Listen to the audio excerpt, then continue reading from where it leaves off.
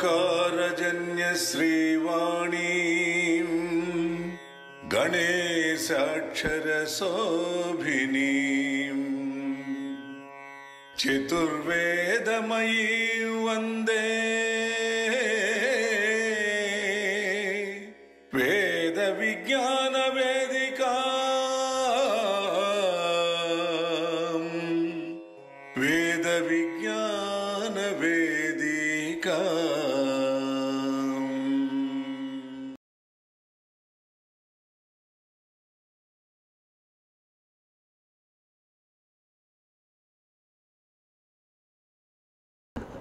సభకు నమస్కారం. వేద విజ్ఞాన వేదిక ప్రతి నెల చివరి ఆదివారం నిర్వహిస్తున్నటువంటి తరతరాల తెలుగు కవిత ఉపన్యాస ధారావాహిక కార్యక్రమం 160వ మాసం కార్యక్రమానికి మీ అందరికీ స్వాగతం, శుభస్వాగతం.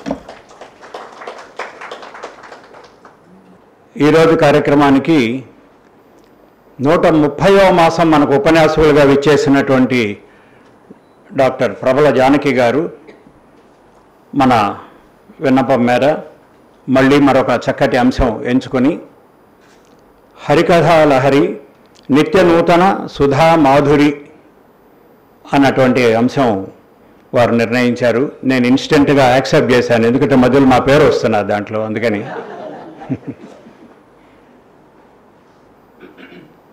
అమ్మ, మీరు వేదిక వద్దకు వచ్చి ఆసీనులు కావాల్సిందిగా మన అందరి కర్తానుధ్వనుల మధ్య ఆహ్వానిస్తున్నాం. మీకు స్వాగతం తెలియజేస్తున్నాం.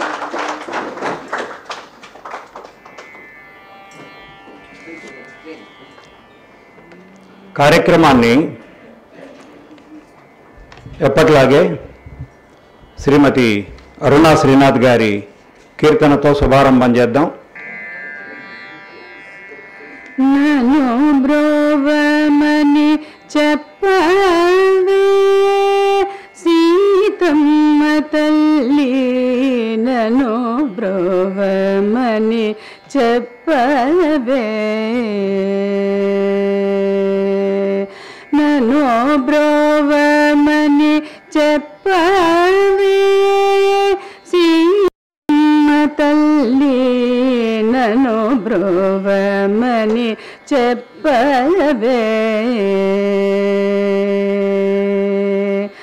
నను బ్రోవమని చెప్పు నారీ శిరోమణి, నను బ్రోవమని చెప్పు నారీ శిరోమణి, జనకోని కూతుర, జనకోని కూతుర, జనని జానకమ్మ, జనకోని కూతుర, జనని జానకమ్మ, నను బ్రోవమని చెప్పవే సీతమ్మ తల్లి, నను బ్రోవమని చెప్పవే,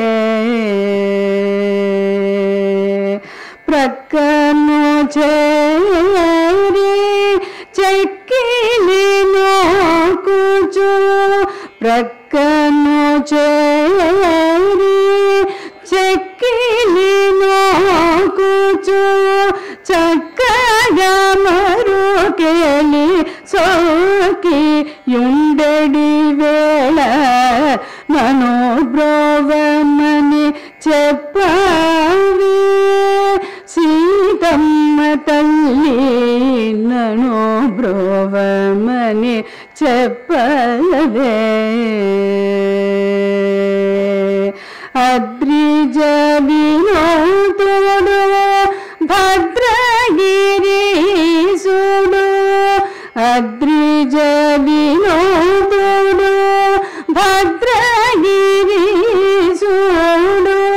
నిద్ర మేల్కొను వేళ, నిద్ర మేల్కొను వేళ, నెలదారో బోధించి, నిద్ర మేల్కొను వేళ, నెలదారో బోధించి, నను బ్రోవమని చెప్పవే సీతమ్మ తల్లి నన్ను బ్రోవమని చెప్పవే నన్ను బ్రోవమని చెప్పవే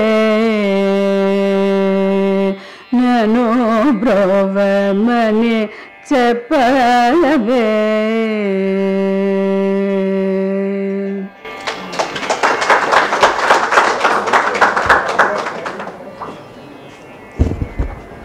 శ్రీమతి అరుణ గారికి ధన్యవాదాలు.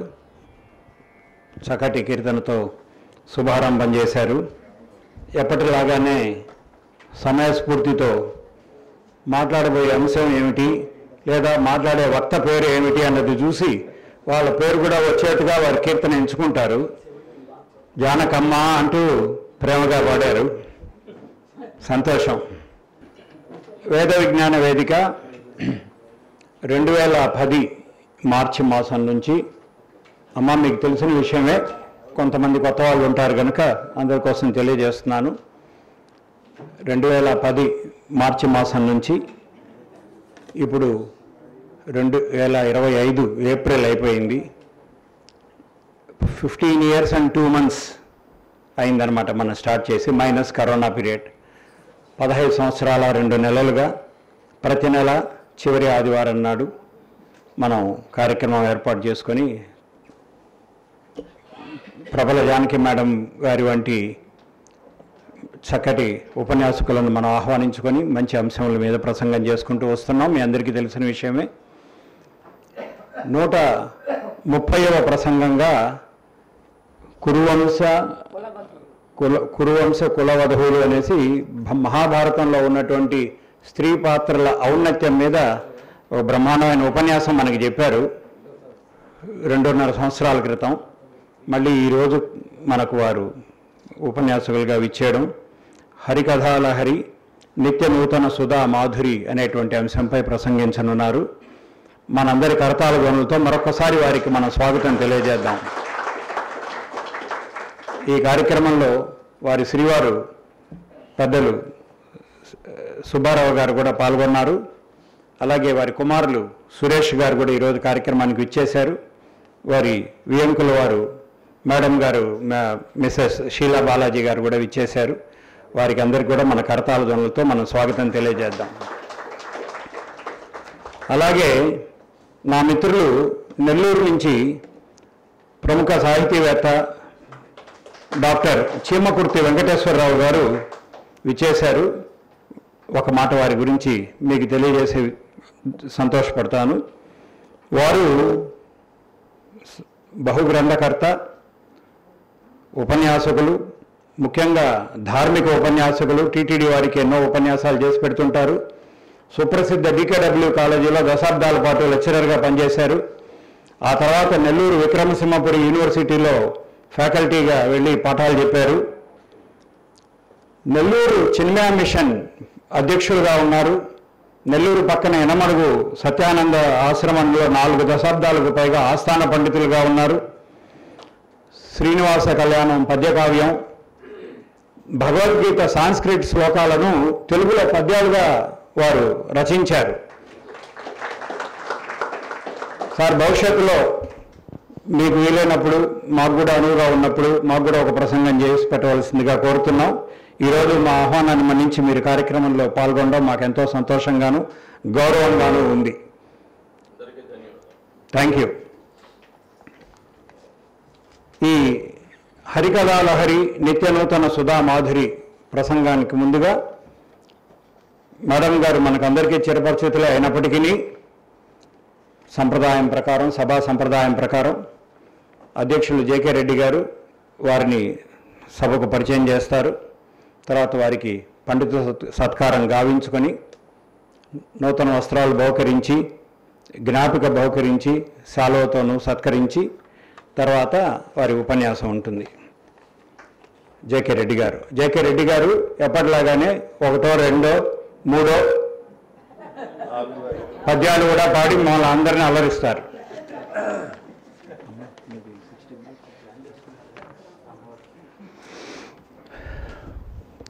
సభకు నమస్కారం. తెలుగు తల్లికి నమస్సుమాంజలు. డాక్టర్ ప్రబల జానకి గారు శ్రీమతి కామేశ్వరి, శ్రీ నడుమూరి సూర్యనారాయణ గారుల పుత్రిక, వనపర్తి ఆస్థాన విద్వాంసులు కీర్తిశేషులు నెమలూరి వెంకట శాస్త్రి గారి ముని మనవరాలు. బంగారు పథకంతో తెలుగు విశ్వవిద్యాలయం నుండి ఎంఫిల్ పూర్తి చేశారు. అది వారి ఘనత. అంతేకాకుండా ఢిల్లీ విశ్వవిద్యాలయం నుండి పిహెచ్డి, బెరహంపురం విశ్వవిద్యాలయం నుండి డీలిట్ 2 డాక్టరేట్లు సాధించిన విద్యాధికురాలు, అసాధారణ ప్రతిభావంతురాలు. ఆపై ఆంధ్ర విశ్వవిద్యాలయం నుండి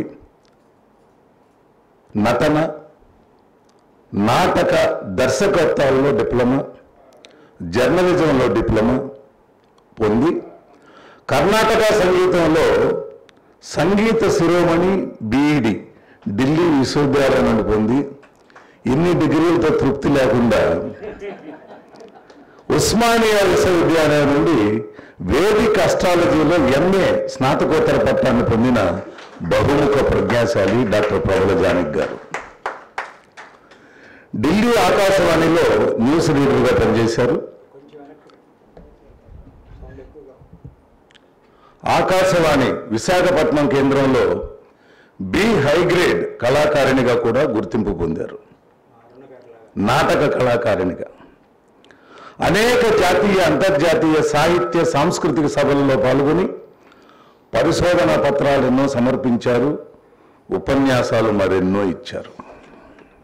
దేశంలోని వివిధ ప్రాంతాలలో జరిగే సాంస్కృతిక ఉత్సవాలను పరిశీలించి వాటిని పలు పత్రికలలో సమీక్షించడం వీరి ప్రత్యేక అభిరుచి. ఈనాటికి సాహిత్యాభిలాషులు ప్రశంసలు అందుకునేలా వీరి వ్యాసాలు అనేక దిన, వార, మాసపత్రికల్లో ప్రచురితమవుతూనే ఉన్నాయి. వాళ్ళకు వీరు రచించి ప్రచురించినవి భక్తి పదంలో ప్రస్థానత్రయం పోతన, రామదాసు, త్యాగరాజు, సరస్వతి నమస్తుభ్యం విశ్లేషణాత్మక వ్యాస సంపుటి, విశ్వనాథ విషాదాంత నాటకాలు అనే పుస్తకం, మహాభారత ప్రమదావలోకం అనే పుస్తకం. తర్వాత 2013 సంవత్సరానికి గాను ఢిల్లీ తెలుగు అకాడమీ నుండి రాష్ట్రీయ వికాస శిరోమణి అనే పురస్కారాన్ని కూడా గ్రహించారు వీరు. ఈనాడు మన వేద విజ్ఞాన వేదిక తరతరాల తెలుగు కవిత ధారావాహికలో 160వ ప్రసంగం హరికథాలహరి నిత్యనూతన సుధామాధురి అనే అంశంపై ప్రసంగించబోయే పరిసేవకురాలు, గాయని, నటి, ప్రముఖ రచయిత, మంచి వక్త, బహుముఖ ప్రజ్ఞాశాలే డాక్టర్ ప్రబల జానకి గారిని ఈ సభకు సగర్వంగా పరిచయం చేస్తున్నాను. మరి హరికథ మీద ఈనాటి కార్యక్రమం కాబట్టి హరికథలో ఒక పిట్టకథలాగా నేను గజేంద్ర మోక్షం నుంచి కొన్ని పద్యాలు పాడదామని అనుకున్నాను. వారి పర్మిషన్ కూడా తీసుకున్నాను. హరికథలాగా ఒక 5 నిమిషాలు. గజేంద్ర మోక్షం మీ అందరూ తెలుసు. మకరంతో పోరాడి పోరాడి అలసిపోయి గజేంద్రుడు శ్రీహరితో ఇలా మొరపెట్టుకుంటున్నాడు. లా ఒక్కింతయు లేదు ధైర్యము విలోలంబయ్యే, ప్రాణంబులుంటావుల్ దప్పెను మూర్ఛ వచ్చే తనువుండెన్ శ్రమంబయేడిన్, నీవే తప్పయి తప్పరంబురుగా మన్నింపందగుందీను, రావే ఈశ్వర కావవే వరదా, సంరక్షింపు భద్రాత్మక, సంరక్షింపు భద్రాత్మక. మరి ఈ మొర వైకుంఠం చేరింది. మరి వైకుంఠంలో ఏం జరుగుతుంది? అలా వైకుంఠపురంబులో నగరిలోన ఆమూల సౌధంబుదాపల, మందారవనాంతరామృత సరప్రాంతేందు కాంతోపలోత్పల పర్యంకరమా వినోదియగు ఆపన్న ప్రసన్నుండు విహ్వల నాగేంద్రము పాహి పాహియన కుయాలించి సంరంభియే. ఉలిక్కిపడి లేచినటువంటి శ్రీహరి ఏం చేస్తున్నాడో చూడండి. సిరికింజెప్పడు శంఖ చక్రయుగము చేదోయి సంధింపడు ఏ పరివారంబును జీరడు అభ్రకపతిన్ బన్నింపడు ఆ కర్ణికాంతర ధమ్మిల్లము చక్కనొత్తడు వివాద ప్రోత్తిత శ్రీకుచోపరిచేలాంచలమైన వీడడు గజ ప్రాణావనోత్సాహియై గజ ప్రాణావనోత్సాహియై. మరి ఇలా వెళుతున్న శ్రీహరి వెంట ఎవరెవరు వెళ్తున్నారు చూడండి. తన వెంటన్ సిరి లచ్చి వెంటన్ అవరోధవ్రతము దాని వెంకను పక్షీంద్రుడు వాని పంతను ధను కౌమోదకి శంఖ చక్ర నిఖాయంబును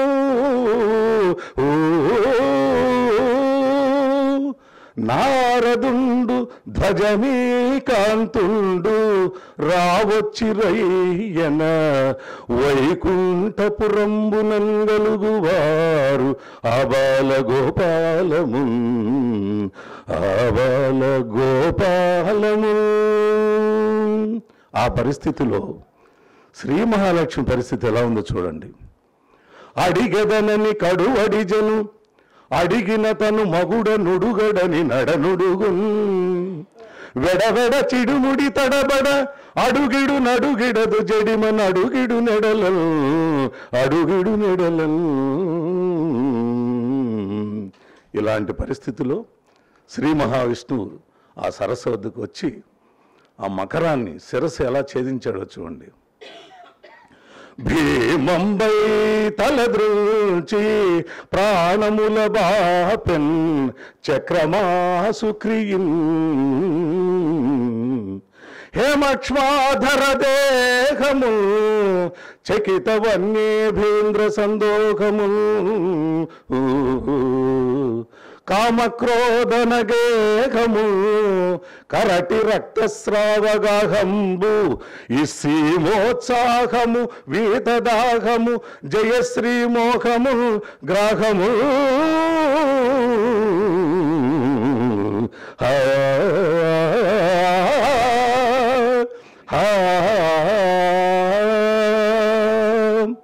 అలాంటి పరిస్థితుల్లో అక్కడ వాతావరణం అంత అద్భుతంగా మారిందంటే మొరసన్ నిర్జరదుందుబుల్ జలరుహామోదంబులై వాయువుల్ తిరిగెన్ పూల వాన జల్లు కురిసల్ దేవాంగనాలస్యముల్ పరగల్ దిక్కులయందు జీవజయ శబ్దధ్వానముల్ నిండే సాగరము పొంగే తరంగ చుంబిత నభోగంగా ముఖాంబోజమై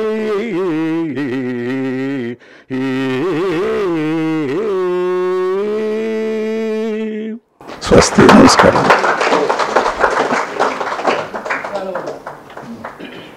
వారిని మనం సత్కరించుకుందాం. ఈ సత్కారం కార్యక్రమంలో పాలుపంచుకోవాల్సిందిగా శ్రీమతి ప్రభ గారిని ఆహ్వానిస్తున్నాను.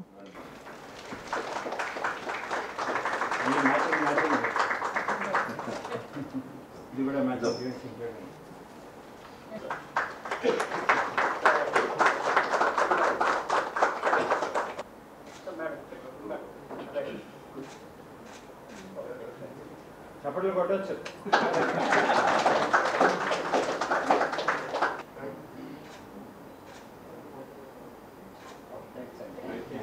డాక్టర్ ప్రబల జానకి గారు.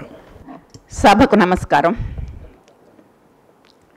ఏదో ఇంట్లో గిన్నెలు తోముకుంటూ గదులు తుడుచుకుంటూ ఆనందంగా ఉన్న నన్ను ఎక్కడ చూశారో నాలో ఉన్న చిన్న స్పార్క్ చూసి నువ్వు ఆ పని చెయ్యి ఈ పని చెయ్యి అని చెప్పేసి ఎంఏ వైపు తిప్పిన మా గురువుగారు రామవరపు శరత్ బాబు గారికి పాదాభివందనం చేసుకుంటూ నేను ఇవాళ ఈ ప్రబల జానకిగా నిలబడి ఇక్కడ 4 మాటలు మాట్లాడుతున్నానంటే నా వెనక ఉన్న దన్ను అంతా మా గురువు గారే. ఆయన సప్లై అంతా, గ్యాస్ సిలిండర్ అంతా ఆయనే. నేను మాత్రం ఒక స్టవ్ లాగా ఒక చిన్న వెలుగుతున్నాను. ఒక గురువు ఏమి ఇవ్వగలడు అంటే నువ్వు ఎంత పుచ్చుకోగలవో అంత ఇస్తాడు కదా. ఇంతే ఇవ్వాలని అనుకోడాయన, నీ కర్మ నీ ప్రాప్తం నువ్వెంత. అదే నాకు అనిపిస్తుంది ఎప్పుడైనా సరే కొంచెమే పుచ్చుకున్నాను అని, పర్వాలేదు. అయినా సరే దాన్నే సానబెట్టుకుంటూ మా గురువుగారికి నిరంతరం నేను నమస్కరించుకుంటూ ఇవాళ ఈ సభ ఆరంభిస్తున్నాను. మీ అందరి హరికథ గురించి ఈవిడ చెప్పే హరికథ ఏమిటి అని చెప్పేసి చాలామందికి అనుమానం వస్తుంది. ఎందుకంటే ఒకసారి ఆలోచిస్తుంటే ఏమవుతుందంటే సాహిత్యం వేరైపోయింది, ఈ ప్రక్రియాకలవన్నీ వేరైపోయాయి. కానీ అన్నిటినీ మనం సమగ్గా చూసుకోవాల్సిన అవసరం మాత్రం చాలా కనిపిస్తూ ఉంటుంది. కాలక్షేపేన కర్తవ్యం క్షీణమాయుర్దినే యమస్య కరుణా నాస్తి కర్తవ్యం హరికీర్తనం. ఏమాత్రం యముడికి దయ ఉండదు, మన ఆయువు క్షీణిస్తూ ఉంటుంది.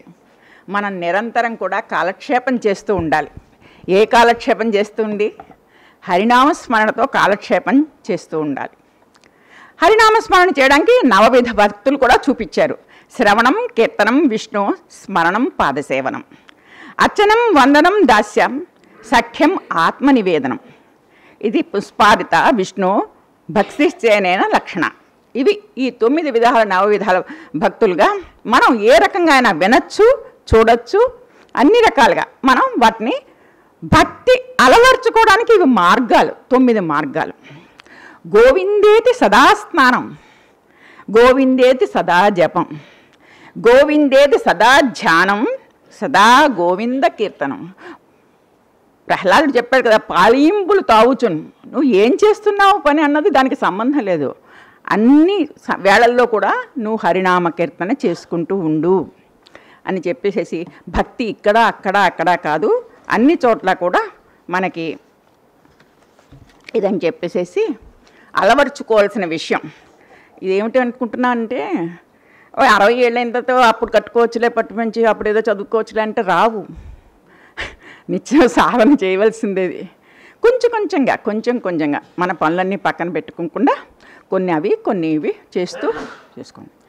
ఇక్కడ ఇప్పుడు హరికథ గురించి మనం చెప్పుకుంటే ప్రపంచంలో ఏ సాహిత్యమైనా సరే ఏకపాత్రాశ్రయంగానే మొదలైంది. ఎందుకంటే మనిషి ఒక్కడే తనతో తనే మాట్లాడుకుంటూ ఇలా చేయొచ్చు, అలా చేయొచ్చు, అలా చేయొచ్చు, ఇలా చేయొచ్చు అది అని అనుకుంటూ ఉంటే, కానీ కొన్నాళ్ళకి ఏమవుతుంది, అతని తృష్ణ ఆగదు.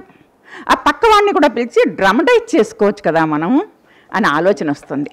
ఈ రకంగా ఆ ఏకపాత్రాశ్రయమైన కళ, ఒక భావం మన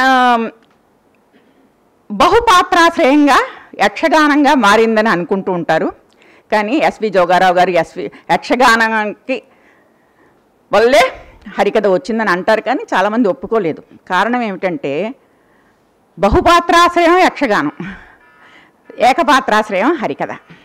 అలాంటప్పుడు ప్రవచనం నుంచి వచ్చింది అని చెప్పుకుందాం. ప్రవచనం అంటే ఒక మనిషి కూర్చొని చెప్తారు కదా, ప్రవచనం నుంచి వచ్చింది కాబట్టి అది హరికథ. ప్రవచనానికి పరిణతి రూపం. ఏదైనా సరే ఒక విషయాన్ని 2-3 కలిసి చెప్పుకున్నప్పుడు దాంట్లో ఆనందం ఎక్కువ ఉంటుంది. మనం ఒక్కళ్ళమే అనుభవించలేము.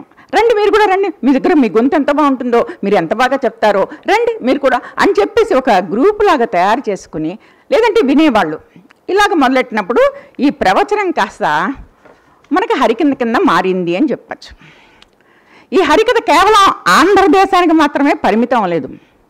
తమిళంలో కూడా కథాకాలక్షేపం ఉంది. కానీ వాళ్ళకి సంగీత ప్రియులు వాళ్ళు తమిళులు. అందుకని తమిళంలో ఎక్కువ సంగీతం దాన్ని ఆస్వాదిస్తూ కథని కొంచెం తక్కువ నడుపుతూ ఉంటారు. ఇంకా కన్నడలో కూడా ఉంది. అది వాళ్ళు కూడా ఒక అరగంటకి ఒక పాట పాడడానికి అవకాశం వస్తుంది. అది వాళ్ళు మరాఠా వాళ్ళకి ఉంది. ఎవరికి ఈ హరికథ అన్న విధానంలో ఎవరు లేని వాళ్ళు ఎవరు లేరు. ఎందుకంటే ఎవరో ఒకళ్ళు చెప్పేవాళ్ళు కావాలి, ఎవరో ఒకళ్ళు వినేవాళ్ళు కావాలి. ఇలా జరిగిన పరిస్థితి నుంచి దీనికి ఇది ఎలాగ రూపురేఖలు మార్చుకుంది అంటే, గోగులపాటి కూర్మనాథ కవి గారని 18వ శతాబ్దంలో మృత్యుంజయ విలాసం అని చెప్పేసి ఒక గ్రంథం రాశారు. అది అప్పటికి ఏదో చెయ్యాలని ఉండేది, కానీ అలాగా దాన్ని హరికథ కింద నలుగురిని కూర్చోపెట్టి ఆ రోజు హరికథ రూపురేఖలు ఎలా ఉన్నాయన్నది ఎవరికి తెలియదు. ఈ బాలమురళీకృష్ణ గారు తాతగారు ప్రయాగ రంగశర్మ గారని ఆయన అక్కడ ఉండేవారు, శంకరగుప్తం దగ్గర, ఆ ఊరి దగ్గర ఉన్నప్పుడు ఆయన కూడా ఈ మృత్యుంజయ విలాసాన్ని హరికథ కింద చాలా సంవత్సరాలు చెప్పేవారట. ఒక్కొక్క పరిస్థితిలో మన ఎవరు ఆదిభట్ల నారాయణదాస్ గారు కూడా ఈయనవి చూశారు అని చెప్పేసేసి చెప్తాం. తర్వాత ముఖ్యంగా మునిపల్లి సుబ్రహ్మణ్య కవి గారివి ఆధ్యాత్మ రామాయణ కీర్తనలు. యాక్చువల్గా అది మంచి హరికథా పుస్తకమే, కానీ ఏంటంటే అందులోనూ ఆత్మజ్ఞానం, వైరాగ్యం ఇవన్నీ ఎక్కువగా ఉన్నాయి. హరికథలో కొంచెం ఇవన్నీ అంతగా ఎమడవు, ప్రవచనం కింద వెళ్ళిపోతుంది అన్న ధోరణిలో కొంచెం అది 58 రాగాలతో ఉన్న ఆధ్యాత్మిక రామాయణాన్ని బాలాంతరపు రజనీకాంతరావు గారు అన్నారు. అంతగా ఇది జనంలోకి వెళ్ళలేదు. మనం చెప్పడమే కదా, జనంలోకి కూడా వెళ్ళాలి కదా, వాళ్ళు దాన్ని ఆస్వాదించాలి, పదే చెప్పుకోవాలి. అందుకని చెప్పేసి వాళ్ళు కూడా ఏమన్నారంటే, ఈ గోగులపాటి కూర్మనాథ కవి గారిది చాలా కాలం నడిచింది మృత్యుంజయ విలాసం, తర్వాత ఏమోను ఈ ఆధ్యాత్మ రామాయణ కీర్తనలు ఎక్కువగా వెళ్ళలేదు అని చెప్పేసేసి అనిపించింది. సరే, ఈ సందర్భంలో ఈ సమయంలో తూము నరసింహదాసు, మన భక్త రామదాసు తర్వాత తరం వాళ్ళు, వీళ్ళందరూ కూడా ఈ భక్త రామదాసు రాసిన కీర్తనల్ని, ఆయన రాసిన దాశరథి శతక పద్యాల్ని ఇవన్నీ కలుపుకుంటూ ఒక హరికథ కింద తయారు చేశారు వాళ్ళు. మీరు ఇప్పుడు కూడా గమనించిన మీ ఇళ్లలో ఉంటుంది, ఒక గుజ్జరీ పత్రిక ఒక పుస్తకం అని అంటారు, పల్చని పేపర్ ఉంటుంది, బ్రౌనిష్ కలర్లో ఉంటుంది. రామదాసు ఇద్దరు కూడా రామలక్ష్మణులు నిలబడి తానీషాకి ఇస్తూ ఉంటారు, ఒక గుల్జరీ ప్రతి అంటూ ఉంటారు వాటిని. ఆ పుస్తకం అది ఆయన ధోరణిలో తను కొన్ని ఊహించి, తను కొన్ని కలిపి, ఎక్కడిక్కడ పుట్టాడు, ఇక్కడ రామదాసు, ఇక్కడ నేలకొండపల్లిలో పుట్టాడు, ఇక్కడ చేసా రామదాసు గారు ఇదిగో రసీదు అందుకోండి అని చెప్పేసేసి ఇవి మన చిన్నప్పుడు బాగా విన్నమేవి.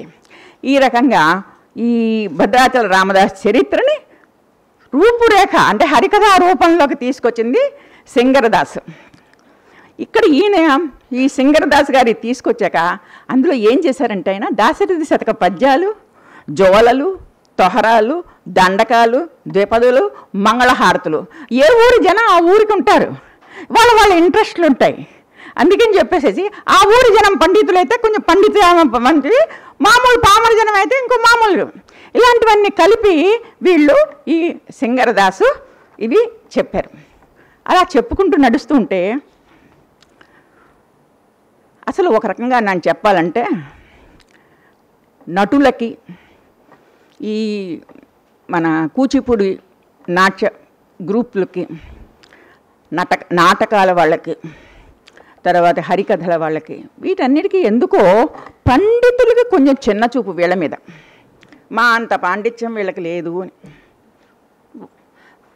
ఇంకొక విషయం ఏంటంటే, పండితులు చక్కగా వాళ్ళ ఇంట్లో కూర్చుని వాళ్ళ పుస్తకాలు రాసుకుని, పండితులు మంచి డ్రెస్ వాటిల్లో ఆ సంగం వస్తారు. పాపం వీళ్ళేంటి నెలేసి రోజులు ఒక్కొక్క చోట ఉండి వాళ్ళ తిండి వాళ్ళు తినకుండా, వాళ్ళ వంట వాళ్ళు వండుకోకుండా, వాళ్ళ విద్యలన్నీ ప్రదర్శించడానికి ఇంకొక ఊరు వెళ్ళి పీక్కుపోయిన మొహాలతోటి పాపం ఉండేసరికి ఎలా ఉంటుంది సొసైటీలో, అయ్యో వీళ్ళు మనం పండితులం, వాళ్ళు ఏంటి ఆ ఊరు ఈ ఊరు పట్టుకు తిరిగేవాళ్ళు అన్న ఒక చిన్న చూపు ఉంది జనానికి.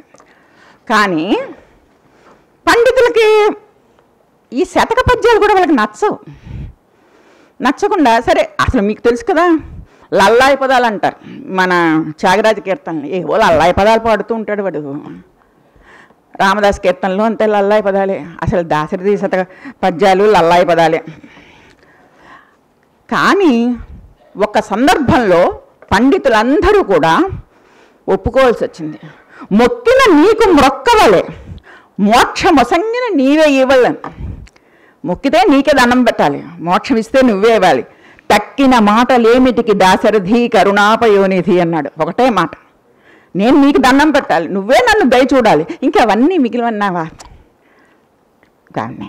అంటే అందులో ఉన్న శరణాగతి పండితుల్ని ఇది చేసింది, ఆశ్చర్యపోయారు.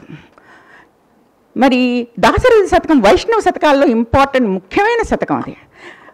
రామదాస్ గారు ఇన్ని పుస్తకాలు ఏం రాసేయలేదు, ఏదో కూర్చొని అక్కడక్కడ జైల్లో కూర్చొని ఇక్కడ కూర్చొని కీర్తనలు రాశారు. ఒకటే ఒక దాశరథి శతకం అన్ని సందర్భాల్లో ఒకే పొద్దున్న కూర్చొని రాసిన పుస్తకం కాదు అది, వివిధ సందర్భాల్లో రాసుకుంటూ వచ్చింది దాశరథి శతకం. వైష్ణవ సాంప్రదాయం అంతటికి కూడా దాశరథి శతకంలో పట్టులా ఉంది. ఎన్ని శరణాగతి ఉందో, ఎంత ఇది ఉందో అంత దాశరథి శతకంలో కుప్పపోశాడు. అతన్ని కవి కింద నిలబెట్టింది, ఒక కావ్యకర్తని చేసింది దాశరథి శతకం. సరే, ఇంకా అప్పటికి దూర్జుడి రాజుగారు ఆస్థానాల్లో ఉన్నారు వీళ్ళందరూ. ఆయన ఏమన్నాడు, రాజులున్మత్తులు వారి సేవ నరకప్రాయంబు అన్నాడు. అంటే ఏంటి, రాజుల దాంట్లో కూడా ఇది పనికిరాదు ఇది అని ఎక్కడ చెప్పాడు, కాళహస్తీశ్వర శతకంలో చెప్పాడు. అంటే మనసులోని మాట బయటకు వస్తుంది మెల్లిగా.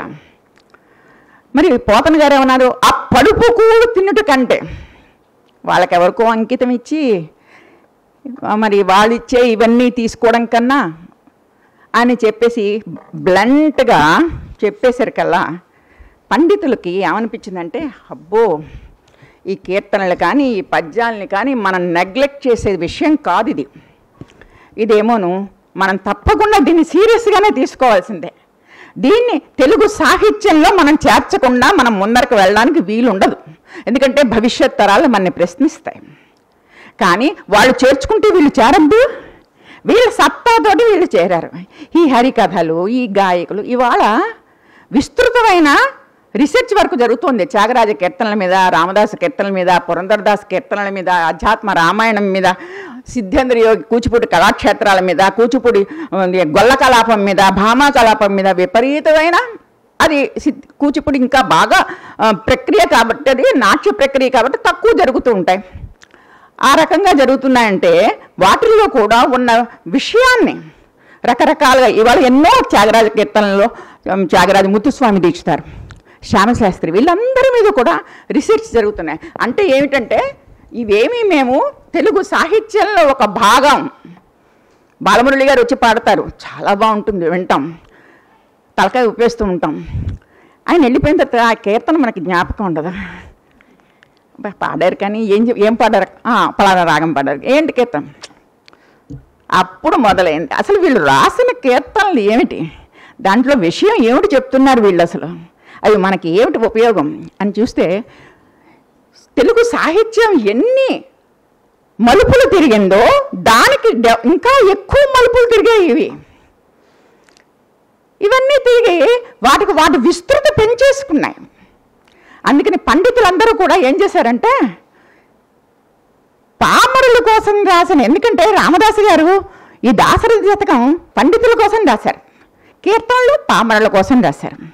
కానీ ఇందులో రెండింట్లోనూ ఉన్న విషయం ఒకటే కాబట్టి చూసి పండితులు ఏం చేశారంటే ఆ కీర్తనలు పాడుకున్నారు, పామరులమో వెళ్ళి దాశరథి శతకం తెల్లవారుజామున లేచి కూర్చుని అరుగుల మీద వాళ్ళ పద్యాలు కంఠస్థ పెట్టడం మొదలెట్టారు. అంటే పండిత పామరుల మధ్య ఎల్లలు చెరిపేసింది ఈ సాహిత్యం.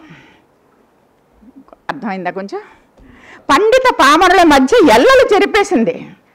దూరం నుంచి చూస్తున్న వాళ్ళకి లేదు, ఇది కొంచెం మనం బాగా దీన్ని కొంచెం ఆలోచించవలసిన విషయమే, వీళ్ళని పక్కన పెట్టవలసిన అవసరం ఏం లేదు అని చెప్పేసేసి అన్న ఉద్దేశంతో ఇంకా అప్పుడు మెల్లిగా ఈ హరికథలో ఈ ఎక్కువగా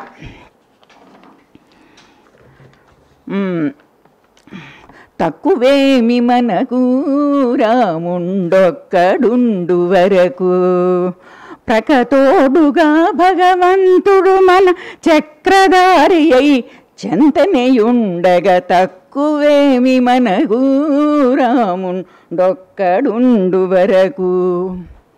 ఏమిటి శరణాగతి.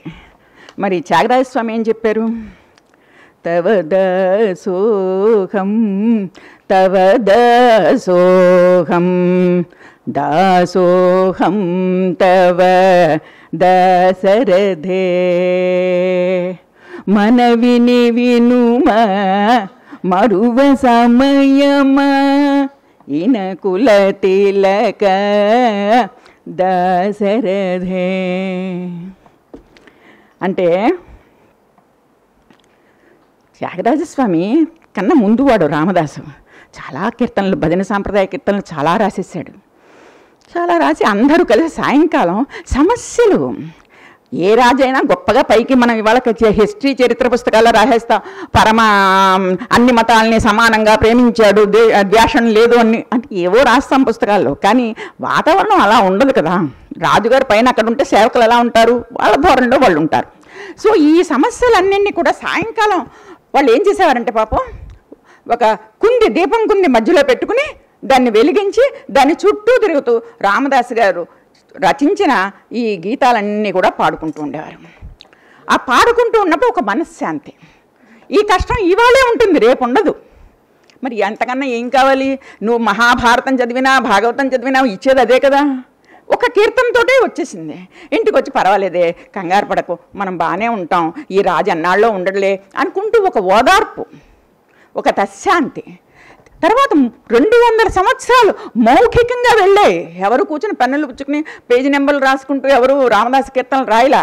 ఆయన విగ్రహాలు అడవిలోకి వెళ్ళిపోతే ఆయన కూడా వెనక్కి వెళ్ళాడు, వాటి వెనకాల వెళ్ళాడు. కీర్తనలు కూర్చొని అసలు ఈ ఆయన రాసిన కీర్తన సుమారు 140 కీర్తనల దాకా పట్టుకున్నారు జనం. ఎలా పట్టుకున్నారంటే అడవిలోకి వెళ్ళి పట్టుకున్నారు, టు బి ఫ్రాంక్గా. అక్కడ వాళ్ళు బాగా ఇదాను. అందుకని మౌఖికమైన కీర్తనలు. వేదం ఏమిటి? మౌఖికం. మరి రామదాసు కీర్తనలు కూడా మౌఖికంగానే ఉండాలి. ఈ మౌఖికంగా ఉన్న ఈ కీర్తనలని ఈ జనాల మీద ఉన్న ప్రభావం చూశాడు త్యాగరాజు. రామదాసు గారు తక్కువ వాళ్ళు కాదు. ఇంతమందిని కూడగట్టి సాయంకాలం పాట వీళ్ళందరూ పాడుతున్నారంటే కేవలం నా విద్వత్తు ప్రదర్శించడానికి నేను కృతులు రాస్తే సరిపోదు. ఆయన రాసినట్లుగానే నేను కూడా దివ్యనామ సంకీర్తనలు రాయాలి. పల్లవి చరణం ఒకే 10-12 చరణాలు ఉంటాయి, పల్లవి ఉంటుంది.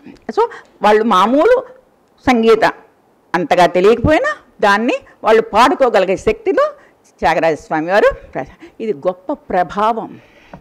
మనం ఎప్పుడు కూడా ముందుకెళ్తున్నప్పుడు ఎవరి ప్రభావం ఎవరి మీద ఉందనేది వదిలేయకూడదు. ప్రభావం అనేది చాలా ఇంపార్టెంట్. ప్రభావం లేకపోతే ఎందుకు ఈ పుస్తకాలన్నీ మోసుకు తిరగడం?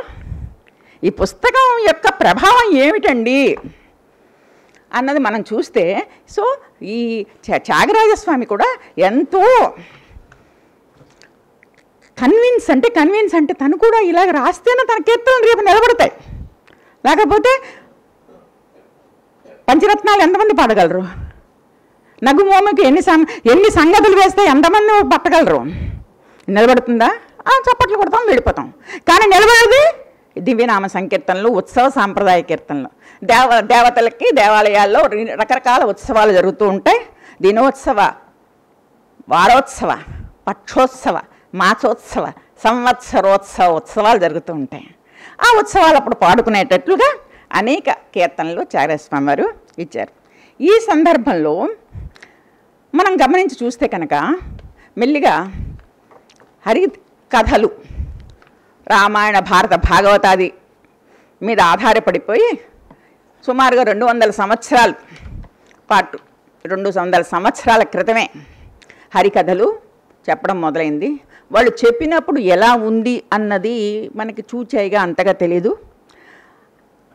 మనం ఆదికవి నన్నయ్య గారిని ఎలా పేర్కొంటున్నామో వాగమ శాసనుడు అని, అంతకు ముందర తెలుగు లేదనా, అక్షరాలు రావనా ఎవరికైనా, ఈయనే అది దిద్దిచ్చారు మన చేత కాదే, అంత కొందరు మంచివి ఉన్నాయి.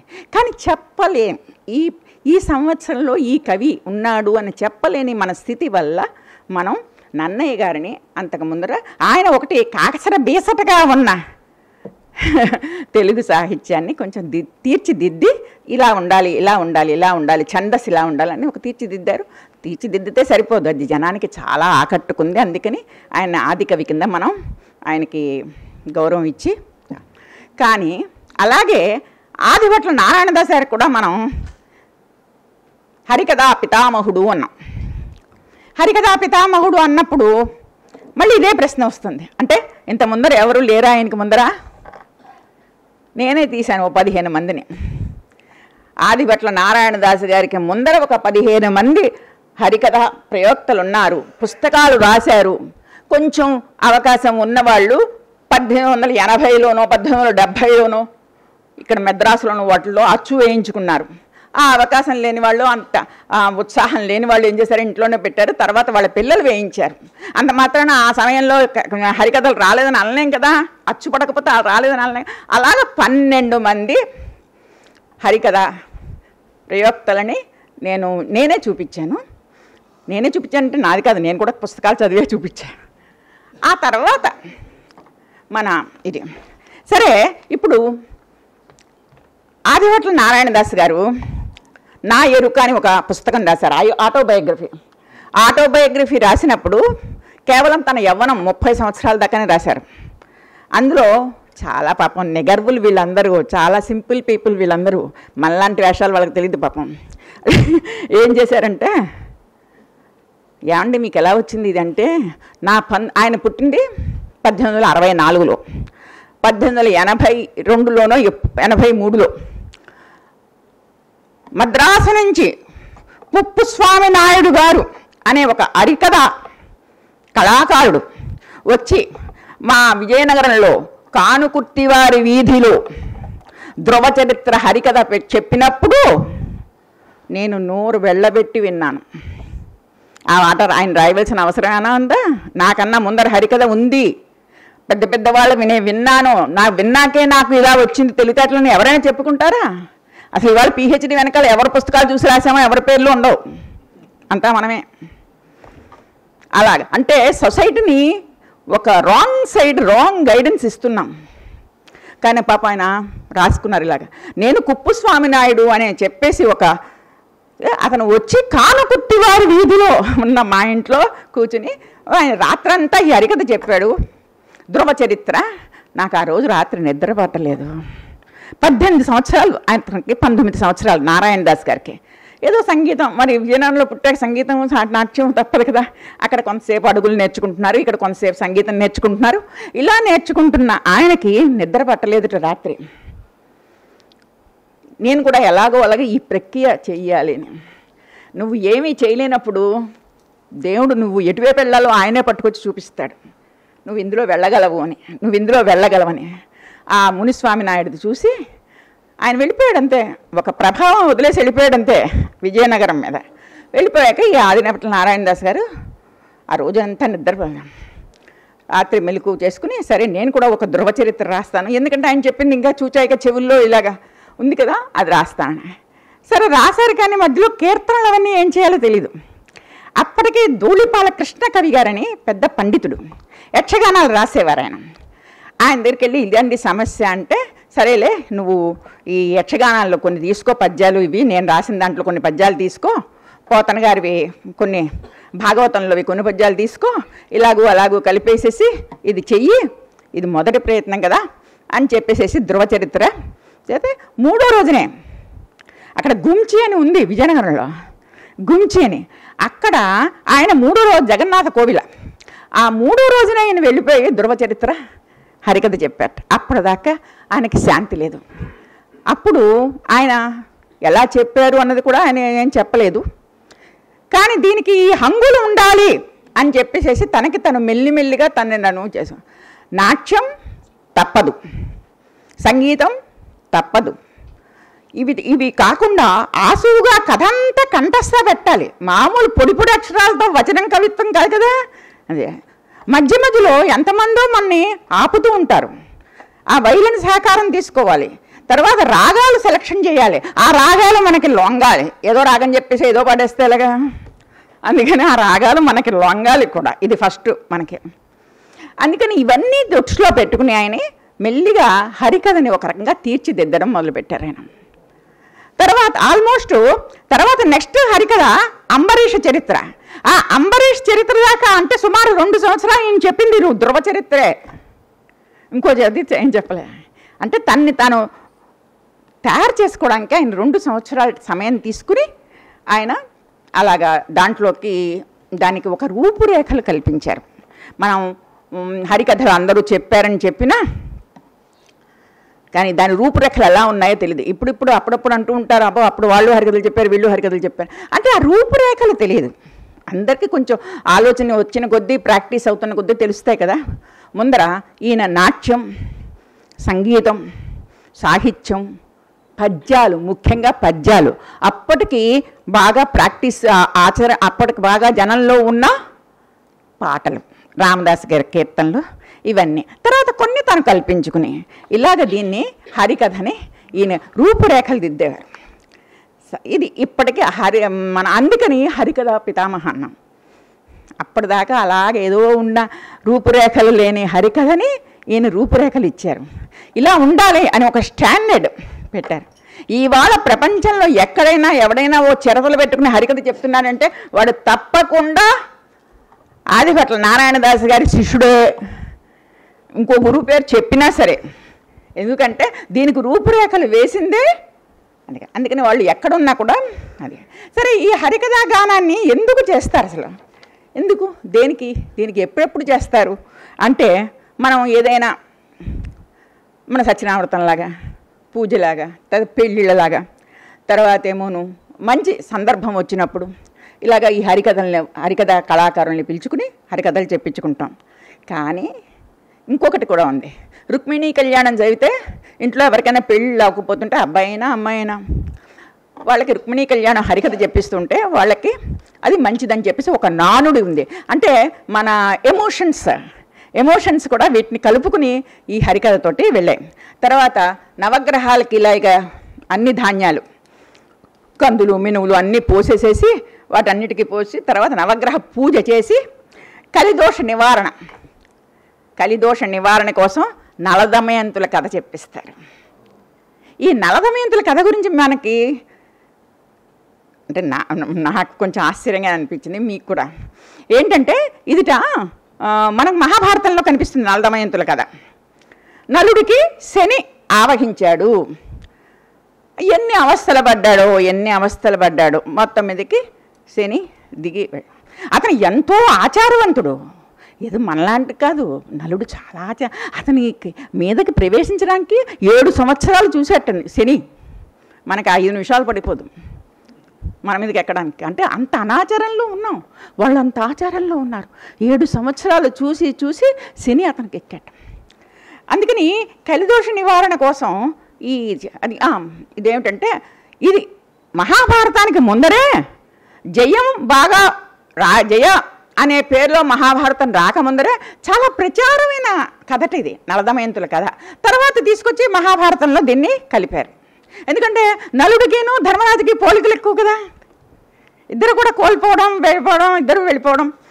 అలాగే ఆల్మోస్ట్ మీకు చదువుతుంటే మీకు నలుడి కథ చదువుతుంటే మీకు మన మామూలు ధర్మరాజు కథ చదువుతున్నట్టుగానే ఉంటుంది. అందుకని పట్టుకొచ్చి దీన్ని కలిపారు. కానీ అప్పటికే చాలా ప్రచారంలో ఉందిట. ఇప్పుడు కూడా మీకు ఈ తమిళనాడులో చూడండి, అక్కడ ఒక శనీశ్వరుడు గుడి ఉంటుంది, అక్కడ తిరుకోళ్ళు ఏదో ఉంది, తిరునల్లారు, అక్కడ చేసి అక్కడ శని జపం చేసి అక్కడ బట్టలు వదిలేస్తారు కూడా, స్నానం చేసి వదిలేస్తే ఈ శని. సో ఈ రకమైన ఎమోషన్స్ తోటి కూడా ఇది కరెక్ట్ అయిపోయింది.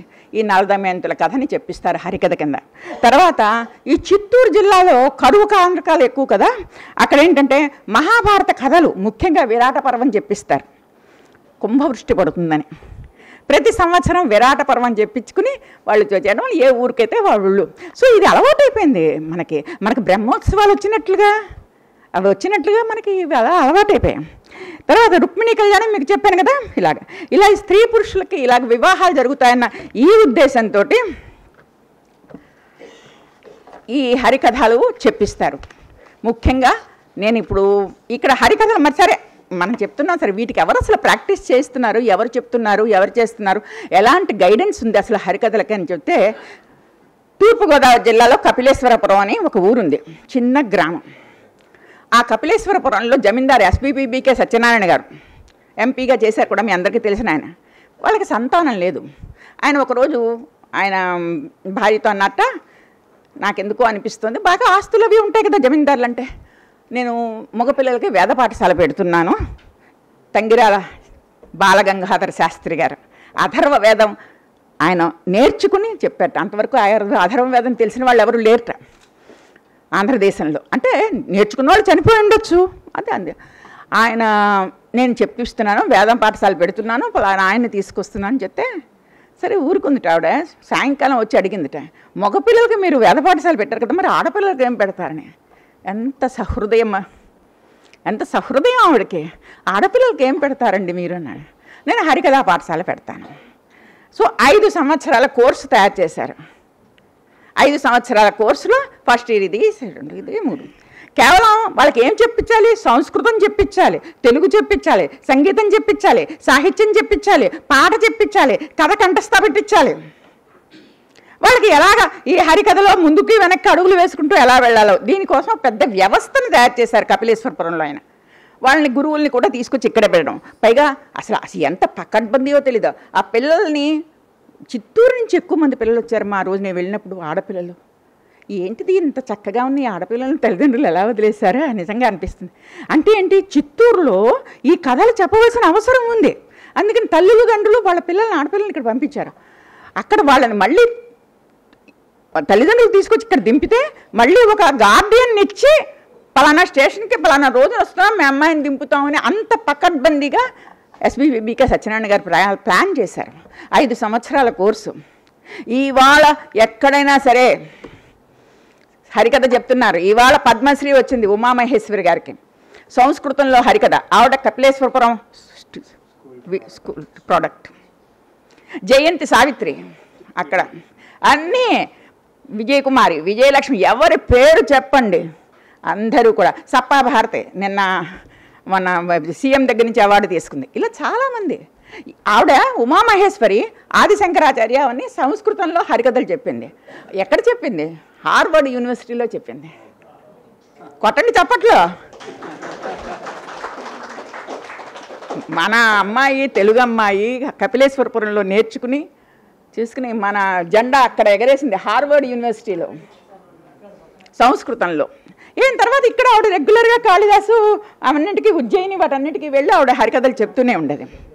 తర్వాత ఇంత పకడ్బందీగా కథనగలరా, ఇంత పకడ్బందీగా తెలుగు సాహిత్యంలో కలిసిపోయి గజారోహణలు, సన్మానాలు, గండపెండేరాలు, హార్వర్డ్ యూనివర్సిటీ దాకా హరికథ వ్యాప్తి చెందింది అంటే తెలుగు సాహిత్యంలో ఒక భాగం అయింది. అందుకే హరికథ మనం చూడలేదు అంటే మనకు దొరకలేదు కాబట్టి చూడలేదు.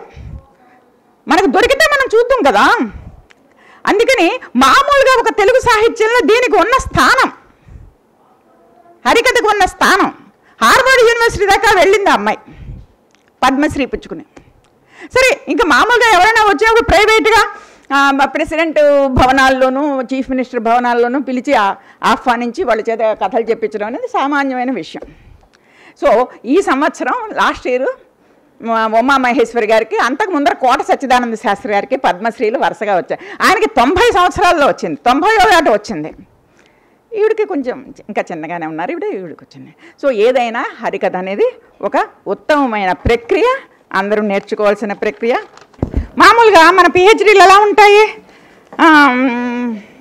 వాల్మీకి రామాయణం, భాస్కర రామాయణం, కంబ రామాయణం, మొల్ల రామాయణం, ఇలాగా అన్నీ పరిశీలించి చూస్తూ ఉంటాం కదా. ఎందుకని? మనకి బాగా అన్నీ లైబ్రరీలో దొరుకుతాయి కాబట్టి, ఆ షాపుల్లో కూడా కనబడతాయి కదా, అందుకని కొనుక్కుని తెచ్చుకుంటాం. ఉత్సాహం ఉంది కాబట్టి కొనుక్కుని తెచ్చుకుని వాటిని అన్నింటినీ చూస్తాం. ఈ ఎప్పుడైతే హరికథకి మూలం వేశారో వెంటనే రకరకాలుగా 1880లో అచ్చైన పుస్తకాలు నేను చూశాను. కన్నన్ దాస్ కవిత, వేలూరు కన్నయ్య దాస్ రాసింది. వాటికి వాళ్ళకి ఎంత ఉత్సాహం చూడండి. బొమ్మలు కూడా వేసేవారు అందులో, సక్కుబాయి బొమ్మలు కొడుతున్నట్టు, అత్తగారు కొడుతున్నట్టు, కృష్ణుడు ప్రశ్న ఇలాగనమాట. అంటే ఉత్సాహం ఆగేది కదా వాళ్ళకి. ఈ బొమ్మలన్నీ కూడా వాళ్ళు వేసుకుని హరికథలు, అప్పుడు ప్రింట్ అయిన హరికథల పుస్తకాలు నేను చూశాను.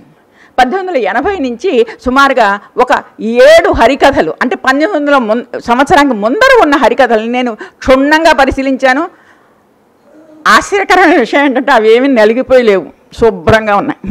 ఇప్పుడే అన్ని పుస్తకాలు నలిగిపోతున్నాయి. కానీ ఆ పుస్తకాలన్నింటినీ చూశాను. మా గురువుల ఆశీర్వచనం, నా తల్లిదండ్రుల ఆశీర్వచనం అందరి వల్ల ఎవ్వరూ చూడలేని పుస్తకాలు నేను చూశాను. అందుకే ఇవాళ హరికథ అనేది ఈ భుజం మీద వేసుకుని నేను తిరగాల్సి వస్తుంది. హరికథ కళాకారుల కన్నా కూడా నేను ఎక్కువ తిరుగుతున్నా. ఎక్కువ గొప్పగా చెప్తున్నాను అనుకోవద్దు. ఎందుకంటే అందులో ఉన్న సాహిత్యాన్ని బయట పెట్టడానికి నాకు గవర్నమెంటు నన్ను ఎన్నుకుంది, ఫెలోషిప్ ఇచ్చి. మీరు అప్లై చేయండి, మీది అని. నాకు అక్కడ 250 హరికథలు కనబడ్డాయి ఆర్కైవ్స్లో. అవి చూసి నేను సెలెక్షన్ చేసుకున్నాను. ఇదేమి నా ప్రతిభ అంటే అందులో చూడడమే నా ప్రతిభ. పుస్తకాలన్నీ వాళ్ళే ఇచ్చారు. అందుకని చాలా రకరకాల రామాయణ, భారత, భాగవతాది గ్రంథాల మీద రకరకాల, అందులో మన వాళ్ళకి రామాయణం అంటే చాలా ఇష్టం కదా, అందులో అన్నీ కూడా హరికథలు రాసుకుని వచ్చారు.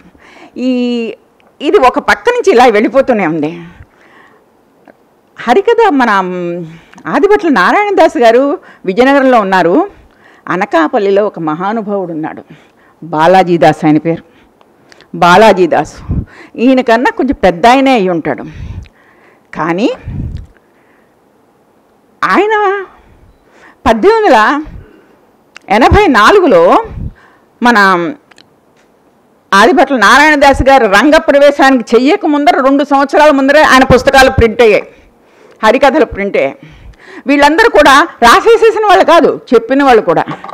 చెప్పడం జరిగింది, రాయడం జరిగింది. వాళ్ళు కవులు, వాళ్ళు దాసులు, అంటే మామూలు మన హరిదాసులు వాళ్ళు. ఆయన చాలా అద్భుతమైన రచనలు చేశాడు. ఒక్కొక్కటి నాకు ఆశ్చర్యం వేసింది. ఒకటి నలదమయంతులు కదా ఆయన రాశాడు. నాకు దొరికింది 1907లో ప్రింట్ అయిన పుస్తకం. 19 సార్లు ప్రింట్ అయింది అప్పటికి ఆ పుస్తకం. సీతా కళ్యాణం వండర్ఫుల్, ఇంకా అదైతే 28 సార్లు ఎన్నిసార్లు ప్రింట్ అయింది ఆ పుస్తకం. అలాంటి పుస్తకాలన్నీ నేను చూసినప్పుడు వాళ్ళ ఆలోచనలు ఎంత బాగున్నాయి. అంటే ఏంటి, వీళ్ళేదో రామాయణం కథ మనకు తెలుసు కదా అని వీళ్ళు కథ రాసేసారా? హరికథ కాదు, చాలా భక్తిగా రాశారు. అందులో వాళ్ళ మనసును పెట్టి ఇలా చేస్తే బాగుంటుంది కథకి. చిన్న మార్పు మనం కూడా చేసుకుందాం. ఎలా వచ్చాయి తెలుగు సాహిత్యంలో మార్పులు, ఎలా వచ్చాయి? అవాల్మీకాలని చెప్పి చాలా చెప్పుకున్నాం కదా. వాల్మీకి రామాయణంలో లేనివన్నీ కూడా కొంతమంది రాసుకున్నారు. ఎందుకు రాసుకున్నారు? ప్రేమ, రాముడి మీద ప్రేమ. మా సీతమ్మ, మా రాముడు అనుకుంటూ వాళ్ళు రకరకాలుగా వర్ణించుకుని ఎవరు చెప్పినా బాగానే ఉంది. జంతికలు ఎవరింట్లో చేసినా బాగానే ఉంటాయి కదా, అవునా కదా? వాళ్ళు ఏవేవో చెప్తారు, మనకు బొరకెక్కదు, కానీ చెప్పింది తిన్నప్పుడు మాత్రం బాగానే ఉంది ఇది అనిపిస్తుంది. అది అంటే ఎవరు చెప్పినా రామాయణం అలాగా. అందుకని ఇప్పుడు మీకు నేను కొంచెం చూపిస్తా వాళ్ళు మనకి ఎలాగా ఇచ్చేపారు.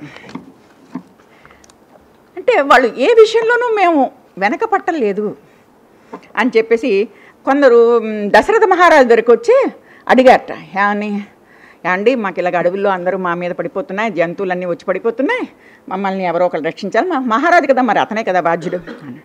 జొన్నసేలు పోయే, సొద్దసేలు పోయే, కొర్రసేలు పోయే, ఎద్దల్ని నేసుకపోయే, దున్నల్ని తినిపోయే, లేగల్ని మింగేసే, ఆవుల్ని ఇరగేసే, కోడల్ని కొట్టేసే, మా కొంపలు కూలేసే, ఇవన్నీ మా కంపలు కూల్చేసాయని చెప్పేసి ఆ ఆటవిక భాషలోనే దశరథుడికి చెప్పుకున్నట్లుగా రాశారు. ఇదంతా కవి చమత్కారం కాదు, తన ఉత్సాహం, ఆయనకున్న ఉత్సాహం.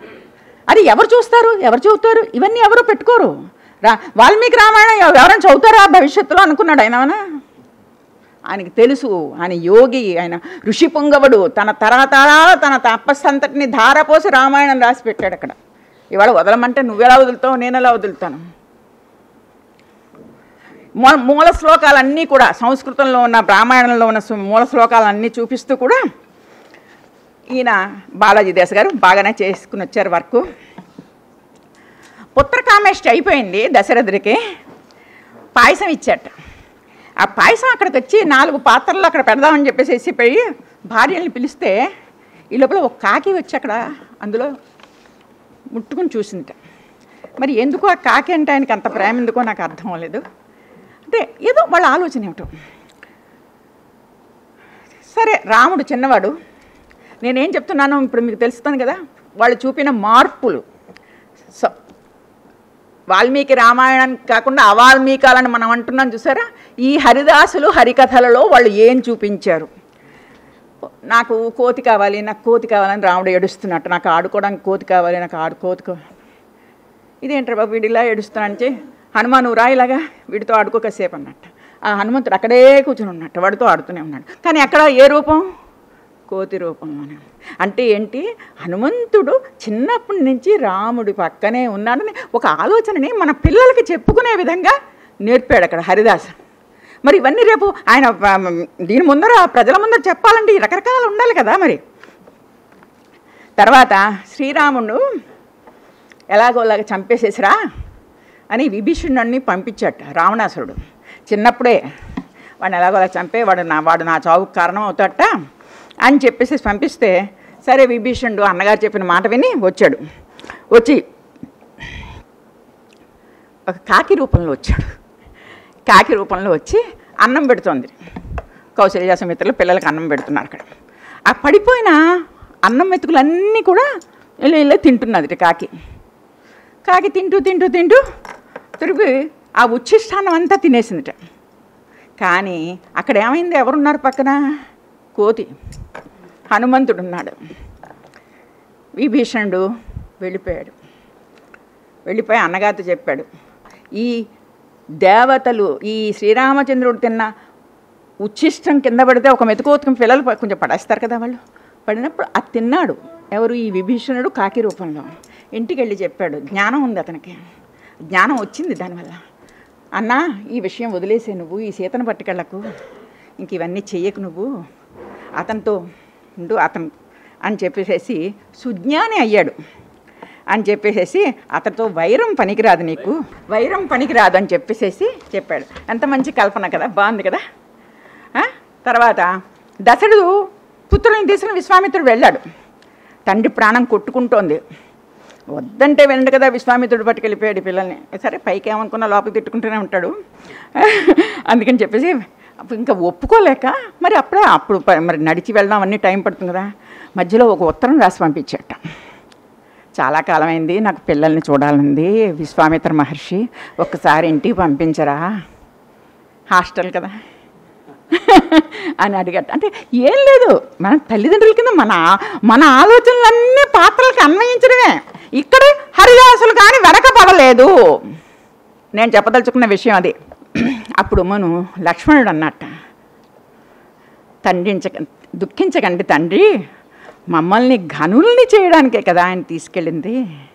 ఎంత జ్ఞానం చూడు, మమ్మల్ని ఘనుల్ని అంటే మమ్మల్ని బాగా ప్రపంచంలో ఫోకస్ చేయడానికే కదా మమ్మల్ని తీసుకెళ్ళాడు. అందుకని చెప్పేసేసి మీరు బాధపడకండి, గాదినందరుడు మమ్మల్ని బాగానే చూసుకుంటున్నాడు అని మళ్ళీ వెనక్కి ఉత్తరం రాసి పంపించాట.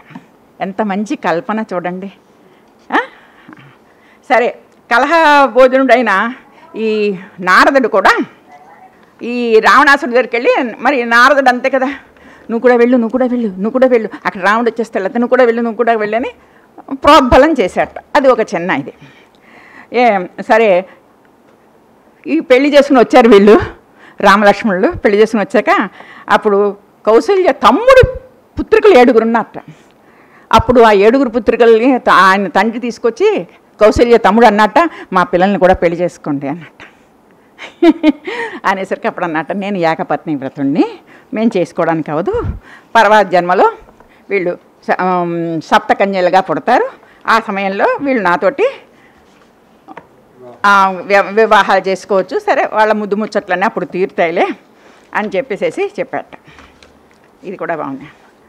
తర్వాత ఇంకా చాలా చాలా టచింగ్ విషయాలన్నమాట. సరే, ఇది అయిపోయింది. అరణ్యవాసానికి బయలుదేరారు. గుహుడు వచ్చాడు.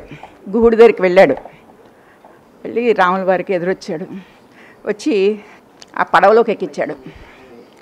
రామయ్య తండ్రి, ఓ రామయ్య తండ్రి, మిమ్మే మాట్కిని విడుతుమయ్య రామయ్య తండ్రి, మీ జంట బాసి ఉండలేము రామయ్య తండ్రి. రామయ్య తండ్రి, ఓ రామయ్య తండ్రి, మిమ్మే మాట్కిని విడుతుమయ్య రామయ్య తండ్రి, మీ జంట బాసి ఉండలేము రామయ్య తండ్రి అని చెప్పి, గూనిదాని మాట విని రామయ్య తండ్రి, దొరసాని ఇట్లు చేసినది రామయ్య తండ్రి, గూనిదాని మాట విని రామయ్య తండ్రి దొరసాని ఇట్లు చేసినది రామయ్య తండ్రి. దొరసాని ఎవరు? కైకేయి. ఎంత బాగుంది అది. ఆ ప్రభావం ఎలా ఉందంటే ఇదే పట్టుకొచ్చి సినిమాల్లో పెట్టుకున్నారు వాళ్ళు. ఇది పట్టుకొచ్చి సినిమాల్లో పెట్టుకున్నారు ఆ ట్యూన్. ఎందుకంటే అప్పటికి అదంతా బాగా ప్రచారంలో ఉందన్నమాట. ప్రచారంలో ఉన్న పాట పెట్టుకుంటే దర్శకులకి ముచ్చటే, అందుకని వాళ్ళకే ముచ్చటే కదా, అందరికీ వాళ్ళు పట్టుకెళ్ళి పెట్టారు. తర్వాత ఎన్ని పాటలు వచ్చినా ఈ పాటలే ఉంటాయి. ఇది ఈ కీర్తన ఏంటంటే అయోధ్యాపురి వాళ్ళ ఆర్తిని తెలుస్తున్న కీర్తన. పడవలో కూర్చున్నంతసేపు వాళ్ళకి ఆనందం కోసం మీనావతార మమ్మేలు కోర మించి శ్రోమ కుద్రుంచి మమ్మేలు కోర, కూర్మావతార మమ్మేలు కోర కొండను పైకెత్తి మమ్మేలు కోర, నరసింహరూప మమ్మేలు కోర హిరణ్యకశిపు దృంచి మమ్మేలు కోర, భార్గవ రూప మమ్మేలు కోర పాపం రూపుల దుంచి మమ్మేలు కోర, కృష్ణావతార మమ్మేలు కోర కొండగొడుగెత్తి మమ్మేలు కోర, బుద్ధావతార మమ్మేలు కోర పుణ్యపురుషుల మేటి మమ్మేలు కోర. ఇదంతా కూడా బాలాజీదాస్ గారి సాహిత్యం. శబరికి వెళ్ళినప్పుడు సీత వారికి ఓ పండు, రాముల వారికి ఓ పండు ఇస్తే అది సీతాఫలం అయిందట, ఇది రామాఫలం అయిందట. అది బాగుంది కదా. తర్వాత 14 సంవత్సరాలు కంటి కునుకు లేకుండా కాపలా కాయాలి లక్ష్మణుడు. చెప్పింది ఎవరు చెప్పారు? తల్లి చెప్పింది. అన్నా వదుల్ని జాగ్రత్తగా చూసుకో, అరణ్యవాసంలో జాగ్రత్త సుమా, నిద్రపోకు సుమా, మళ్ళీ వాళ్ళందరూ మీరందరూ కలిసి ఇక్కడికి వచ్చేదాకా నువ్వు అక్కడ ఉన్నావు కానీ మా ప్రాణాలు కూడా నీతోటే ఉంటాయని లక్ష్మణుడు తల్లి చెప్పి పంపించింది. మరి నిద్రపోకూడదు. అందుకని అతనికి 14 సంవత్సరాలు కూడా ఒక దేవరహస్యమైన పాదం అంటారు, అది కాళ్ళకి అది రాసుకుంటే కనుక అందులోనూ 14 మొగ్గలు తుంచిందిట. ఆ వనంలో వెతికి 14 మొగ్గలు తుంచి ఆ మొగ్గలన్నింటినీ కలిపి ఒక లేపనం తయారు చేసి ఈ లేపనం కాళ్ళకి రాసుకో. మంచి చక్కటి ఒక భావ ఉద్వేగం. సాకలివాడు ఏదో అన్నాడని చెప్పేసి మళ్ళీ గొడవలు వస్తాయి కదా శ్రీరామచంద్రుడికి. అక్కడ సాకలివాడు వెళ్లకుండా శ్రీరామచంద్రుడే స్వయంగా తన రాజ్యంలో తన ప్రజలు ఎలా బతుకుతున్నారో చూడాలని తెలుసుకోవడానికి ఆయన రాత్రిపూట ఆయనే మారు వేషం వేసుకుని వెళ్ళాట. ఇది ఓ చిన్న ఇక్కడ రాముడు అంటాడనమాట, హరి కరుణారసము వలన అబలా హాయిగా నున్నాము ఇంతవరకు, విరిబోని సత్పుత్రుని గనుమా పితృరుణము తేర ముదము గోర్ప.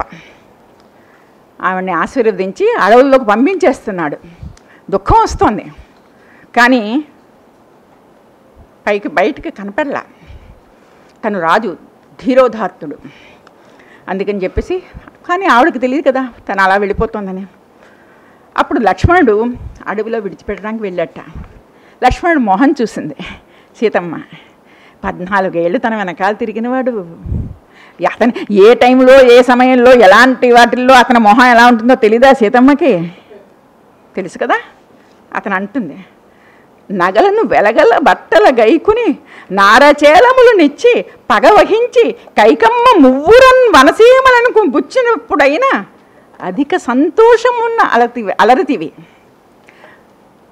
కట్టుకున్న బట్టలు తీసేసి నారచీరలు కట్టుకుని వెళ్ళమని అడవులకి వెళ్ళమని కైకి ఇస్తే ఆ రోజు కూడా నీ మొహం ఆనందంతో మెరిసిపోతుంది. ఇవాళ ఎందుకు ఇలా ఉన్నావు నువ్వు? ఏమిటైంది? నీ మొహం చిన్నబుచ్చుకున్నట్టుగా ఉందే. చెప్పాడు కదా మరి రాముడు లక్ష్మణ్ ఈవిని తీసుకెళ్ళి అక్కడ అడవుల్లో వదిలిపెట్టి, ముఖ వికాసము దొరకకుండా ఏమి హేతువో మరి. అంత బాగా రాశాడు. కొంచెం అర్థం చేసుకుంది.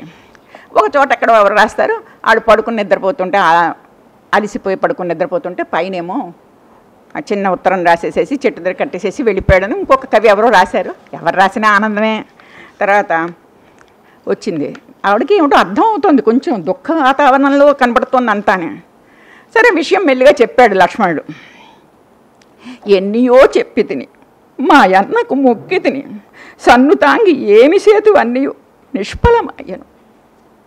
వదిన గారు చెప్పాను, నా పని నేను చేశాను, వినలేదు. ఆఖరికి ఈ దురదృష్టమైన పని నేను చేయవలసి వచ్చిందని లక్ష్మణుడు సీతమ్మతో చెప్పుకున్నాడు. అప్పుడు సీతమ్మ ఆవిడ వెంటనే కొంచెం ప్రేమ ఉంది రాముడు అంటే, కానీ అయినా సరే అహం ఉంటుంది కదా మనిషికి. ఒకళ్ళు ఎప్పుడైనా సరే ఒకళ్ళు తిరస్కరించారంటే మనలో ఉన్న ఈగో దెబ్బతింటుంది. తిరస్కారం భరించలేం. అందుకని ఆవిడ ఏముందంటే, చూడండి, నాకై నీకేటికి శ్రమ నా తండ్రి, చనుము మనుము లోకులు నుతియంపగా ప్రఖ్యాతి పొందుదువు ముందు ముందు. వెళ్ళు వెళ్ళు, మీకు మీ అన్నదమ్ములు ఇద్దరికి ప్రఖ్యాతి కదా కావాలి. అబ్బో ఎంత గొప్పవాడు, ఇదే కదా. నా గురించి నువ్వెందుకు ఏడుస్తున్నావు? నువ్వు కూడా నీ అన్నగారి పక్షమే, ఏదో కాసేపు ఇప్పుడు కళ్ళబుల్లి రాగాలు పెడుతున్నావు, కానీ కళ్ళమ్మని నీళ్ళు. వెళ్ళు, మీ అన్నదమ్ములు అందరూ ఇలాంటి వాళ్ళే. ఎందుకని అలా ఉంది? 14 సంవత్సరాలు మరి ఊర్వలను వదిలేసి వచ్చేసాడు కదా, మీకు పిల్లల్ని వదలడం పెద్ద గొప్ప విషయమేమీ కాదు. మీ వంశంలో ఉన్న ఆచారమే ఇది. మనం అంటాం కదా, ఎక్కడ మొదలెట్ట ఎక్కడికో వెళ్తాం కదా. చనుము మనుము లోకులు నుతింపగా అన్న పేరు నిలిపితివి, అబ్బును శాశ్వత కీర్తిని నీకు కూడా శాశ్వత కీర్తి. పుదిన గారిని అడవుల్లో వదిలేసి వచ్చాను, నిండు కర్పిన శాశ్వత కీర్తి నీకు కూడా అబ్బుతుందిలే. వెళ్ళు. భార్య వీడి మీ అన్నయ్య హేమసౌధముల నంచిత చెయ్యలనంతే చాలు. పెళ్ళాలను అడవుల్లోకి వదిలేసేసి మీరు అందరూ చక్కగా మంచి పరుపుల మీద హేమసౌధాలు బంగారపు భవనాల్లో పడుకుని హాయిగా ఆలోచిద్దరు కానీ మా గురించి అని అంటే అతను అంటాడు, నన్ను ఎత్తి పొడుపు న్యాయమా అమ్మా సీతమ్మ, ఎన్నిసార్లు చెప్పాను వినలేదు. ఇంకొక మాట అంటుంది చూడండి, ఎంత మాట. నేను ఎంతో చెప్పాను, పితృవాక్య పరిపాలకుడు కానీ ఎట్లు అంపడు మంచిది కాదని చెప్పాను, వినలేదు మరి అంటాడు. నువ్వెందుకు? చివరికి అంటారు కదా, నా కర్మ ఇలా ఉందని అంటాం కదా, ఎవరైనా అంటారు. నా కర్మయే నా అత్తలకు తెలియకుండా చేసింది. కనీసం అత్తలకైనా తెలియలేదు. వాళ్ళు ఉంటే ఏదో రకంగా ఆపేవారు, వాళ్ళు ఆడవాళ్ళు కదా, వాళ్ళు ఆపేవారు. నా కర్మయే మా అత్తలకు తెలియకుండా చేసింది. నేను అనుకున్నట్లు మా అత్తలకు నా మాటలుగా నివేదించు, నేను చెప్పిన మాటలు విను, ఆవిడకు చెప్పు. దుఃఖం వచ్చేస్తుంది గొంతులో. ఈ చోటగాల వారి ద్రవ్యమునకు ఛిద్రము కలుగకుండున్నట్లు ఆశీర్వదించమను. క్యా బాత్ హై. ఈ చోట ఉన్న వారి ద్రవ్యమునకు ఛిద్రము కలుగకుండా ఆశీర్వదం. వాళ్ళ ద్రవ్యం ఏముంది ఇక్కడ? ఏముంది ఇక్కడ వాళ్ళ ద్రవ్యం? ఆవిడ గర్భిణి. వాళ్ళ ఇక్ష్వాకుల వంశం యొక్క వంశాంకురాలు అక్కడ ఉన్నారు ఆవిడతో. అది చెప్పింది. ఏంటో అనుకుంటున్నారు మీరు? మీ అన్నదమ్ములు ఇద్దరు ఇలా అనుకుంటున్నారు. చూడండి, మీ వంశాంకురం నాతో ఉంది అంటే హరికథ పుస్తకమా మహాగ్రంథమా కాదు, నువ్వు చెప్పదలుచుకున్నది నీ మనసులో ఉన్న సూటి మాట, కవి యొక్క భావన అన్నమాట ఇది. ఈ చోటగల వారి ద్రవ్యమునకు ఛిద్రము కలుగుకుంటున్నట్లు ఆశీర్వదించమని నా మాటగా మనవి చెయ్యి. సీతమ్మ గూఢంగా పలికిన ఈ మాటలు ఎంతో అర్థవంతమైనవి. తనను ఒంటరిగా వదిలినా ఆ వంశాంకురం తన దగ్గర భద్రంగా ఉందన్న విషయాన్ని ఆవిడ డైరెక్ట్గానే, చూచాగా కాదు డైరెక్ట్గానే చెప్పి, మీ వంశాన్ని నిలబెడుతున్న దాన్ని నేను అని చెప్పేసేసి ఆవిడ ఇది చెప్పింది. ఇది కొన్ని మార్పులు. జానకి శపథం అని చెప్పేసి హరికథ రాశారు ఆదిభట్ల నారాయణదాస్ గారు. అందులో కూడా చాలా మార్పులు ఉన్నాయి. అదేంటి? ఉత్తర రామచరిత కథాభాగం. ఉత్తర రామచరితలో ఈ స్వర్ణ సీత, ఈ ప్రతిష్ట ఇవన్నీ ఏమీ కనపడలేదు. అవన్నీ చూపించకుండానే ఆయన మామూలు యాగం చేస్తాడు, రాయసు యాగం చేస్తాడు, సీతమ్మ వారి పక్కన లేకుండానే చేస్తారు. సరే, అప్పుట ఊళ్ళో జనమందరూ వచ్చి ఈయనకి చెప్పారట. ఎవరికి? రాముడికి.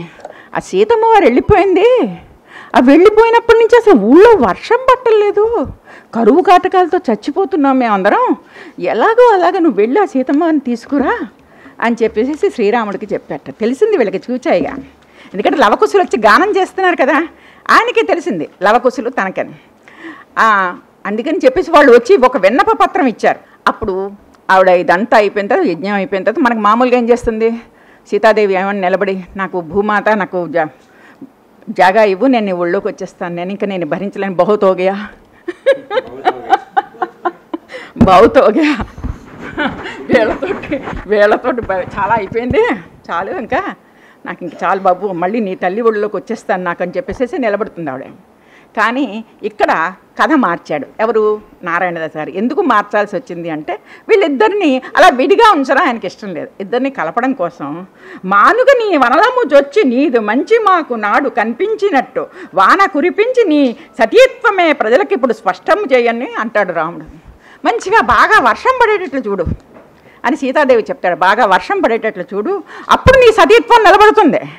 ఇదివరకు అక్కడ అగ్ని ప్రవేశం చేయమన్నారు కదా, ఇప్పుడు ఇక్కడ సతీత్వం కోసం వర్షం పడేటట్టు చేయాలి. అది కూడా ఎందుకు? ప్రజల కోసం. అప్పుడు రామాజ్ఞ చొప్పున అవని జాత నాణెముగ పైటు కొంగును నడుమగట్టి నిలువబడి పాలమందు చేతులు ముగర్చి స్పష్టముగా సభను చూచి సభదుము పలికే సురచిరముగా ఏ సాధ్వికైనా చో ఇప్పుడొక్క గడియలోన కరువు తీర ప్రజలకు హాయిగా కురిపించుగా పరజన్యుడు వాన. నేనే మహాపతివ్రతనైతే కుంభవృష్టి వర్షం కురుసుకాక అని ఈ అయోధ్య అంతా కూడా కళకళ్ళాడేటట్టుగా కరువు తీరిపోయేటట్టుగా చేయమని చెప్తే అప్పుడు శ్రీరాముడు కురిసింది, బాగా వర్షం కురిసింది. శ్రీరాముడు సీత వైపు చూసి భూమి ఆకాశం కలిసిపోయిందిట. ఎలాగా? వెండి తీగలు కట్టినట్టుగా వర్షం. ఇది కవిగారి భావం. అంత వర్షం ఎలా పడిందంటే వెండి తీగలు కట్టినట్లుగా భూమికి అది భూ ఆకాశాలని రెండింటినీ కలుపుతూ వెండి తీగలు జలజల మెరుస్తూ వర్షం పడింది. నేలం గమ్మని తావియొసగా భూనంబులకు వెండి తీగలు బిగించిన తీరున ధారలు కట్టి కమ్మని వాసన. మట్టి బాగా వేసంకాలం అయిపోయిన తర్వాత వర్షాకాలం మొదలైన ఫస్ట్ డే అలా ఉంటుంది. ఆ వాసన చూడడానికే బయటకు వెళ్ళిపోతాం మనం. అసలు ఎక్కడో వర్షం పడుతుంటే మనకు ఎక్కడికి వచ్చేస్తుంది వాసన. అబ్బా ఎక్కడో పడుతుంది వర్షం అంటాం. ఆ వాసన దాని తోడు ఈ వర్షాలు ఈ నీళ్ళ జాడు పలువిధ శబ్దంబులు నొక్కి ముగి పాతాళంబు తవ్వుతున్నట్లు వాన కురిసిన వేసవిం గెలిచి వెల్లడించు జయపతాక తెన్ను. ఇక్కడ జయపతాక ఎవరిది? జానకీదేవిది. జానకి పాతివ్రత్య మహిమంబు ముల్లోకములు తెలుప శాసన పత్రిక మాట్కి. ఆవిడ మహాపతివ్రత. మామూలుగా మనం నేనే మహాపతివ్రత అంటే డౌట్స్ వచ్చేస్తుంటాయి, అందుకే మనం అనం కదా ఎక్కువ. ఆవిడేమోను అలా అంది కాబట్టి విజయ శాసన పత్రిక రాసినట్టుగా ఆవిడకి నిజం అని చెప్పి అందరూ పువ్వులు వర్షం కురిపించారంటారు కదా. ఇప్పుడు వర్షం పడింది, అంది ఇంద్రధనస్సులు అలంకరించినట్టుగా వచ్చింది. ఇది నారాయణదాస్ గారి మార్పు. సరే, ఇలాగే చాలా కథల్లో చాలా మార్పులు వచ్చాయి. రామాయణ భారత భాగవతాలు చెప్పాను కాబట్టి ఇంకొక 5 నిమిషాల గబగబా అన్నీ చెప్పేస్తాను. ఎవల్యూషన్ ఎలా జరిగిందో. శైవం ఏంటి? శైవం శివతత్వం. ఈ రామాయణ భారత భాగవతాల తర్వాత వచ్చింది శైవం. ఆ శైవం అంటే శివుడు భక్తుల్ని రక్షించడానికి శివుడు ఎట్టి పరిస్థితుల్లో, కానీ శివుడు పరీక్ష చేస్తాడు. ఆ పరీక్ష మనం నిలబడాలి. అది వీరశైవం. ఏ రకంగా అయినా వచ్చేస్తాడు. నీ పళ్ళాన్ని ఇచ్చేయమంటే ఇచ్చేయాలి, నీ కొడుకుని చంపేయమంటే చంపేయాలి, నీ కొడుకుని చంపేసి మెడ మాత్రం తలకాయ మాత్రం కూరండి ఇచ్చేయమంటే ఇచ్చేయాలి. అలాంటి వీరశైవాన్ని సృష్టించారు. అవన్నీ కూడా భళ్ళాన చరిత్ర, దక్షయాగం ఇవన్నీ కూడా హరికథల్లో వచ్చాయి. పార్వతీ కళ్యాణం ఈ మధ్య బాగా వస్తుంది, చెప్తున్నారు టీవీల్లో కూడా. వాటిల్లో అది అయిపోయింది. తర్వాత ఇంకొక ముఖ్యమైన విషయం చెప్పాలి. ప్రభావం అంటే చెప్పాను కదా. 1912లో ముస్లిమ్స్ వాళ్ళు కాని ఊళ్ళో, వాళ్ళ భాష కాని ఊళ్ళో వాళ్ళు బతుకుతున్నారు. కానీ వాళ్ళ సంప్రదాయాన్ని నిలబెట్టుకోవాలని, వాళ్ళ సంస్కారాలను నిలబెట్టుకోవాలని, వాళ్ళ భాష నేర్చుకోవాలని, వాళ్ళ పిల్లలకి వాళ్ళ ఆలోచనలకు తెలుసుకోవాలని, చెప్పుకోవాలని ప్రతి తల్లిదండ్రులకి ఉన్నట్టుగానే ముస్లింలకు కూడా ఉంది.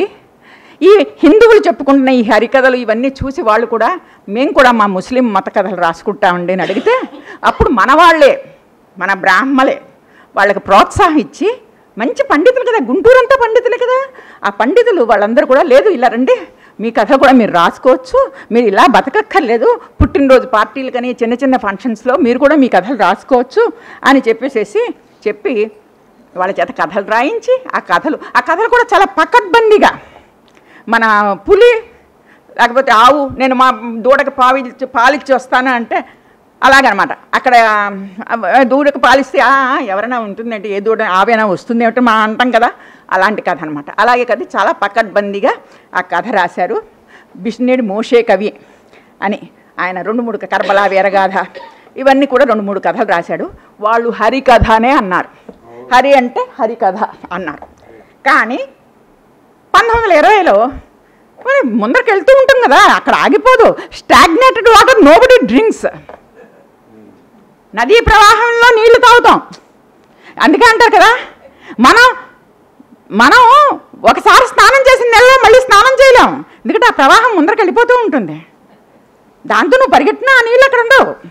అలాగా స్టాగ్నేటెడ్ వాటర్ కాదు, కొత్త కొత్త ఆలోచనలు, కొత్త కొత్త భావాలు వస్తాయి. 1920లో ముస్లింలు వాళ్ళ కోసం వాళ్ళు రాసుకున్న కథలకి వీళ్ళే పట్టుపంచులు కట్టి వీళ్ళకి నేర్పి మీరు ఇలా చెప్పుకోవచ్చు, అలా చేసుకోవచ్చు అంటే ఒక 2 కథలతో ఎలా అవుతుంది జీవితం. అందుకని చెప్పేసి వాళ్ళు హిందీ కథలు కూడా వాళ్ళు అప్పుడప్పుడు చెప్పుకుంటూ ఈ కథలు కూడా చెప్పుకుంటూ నడిపేవారు.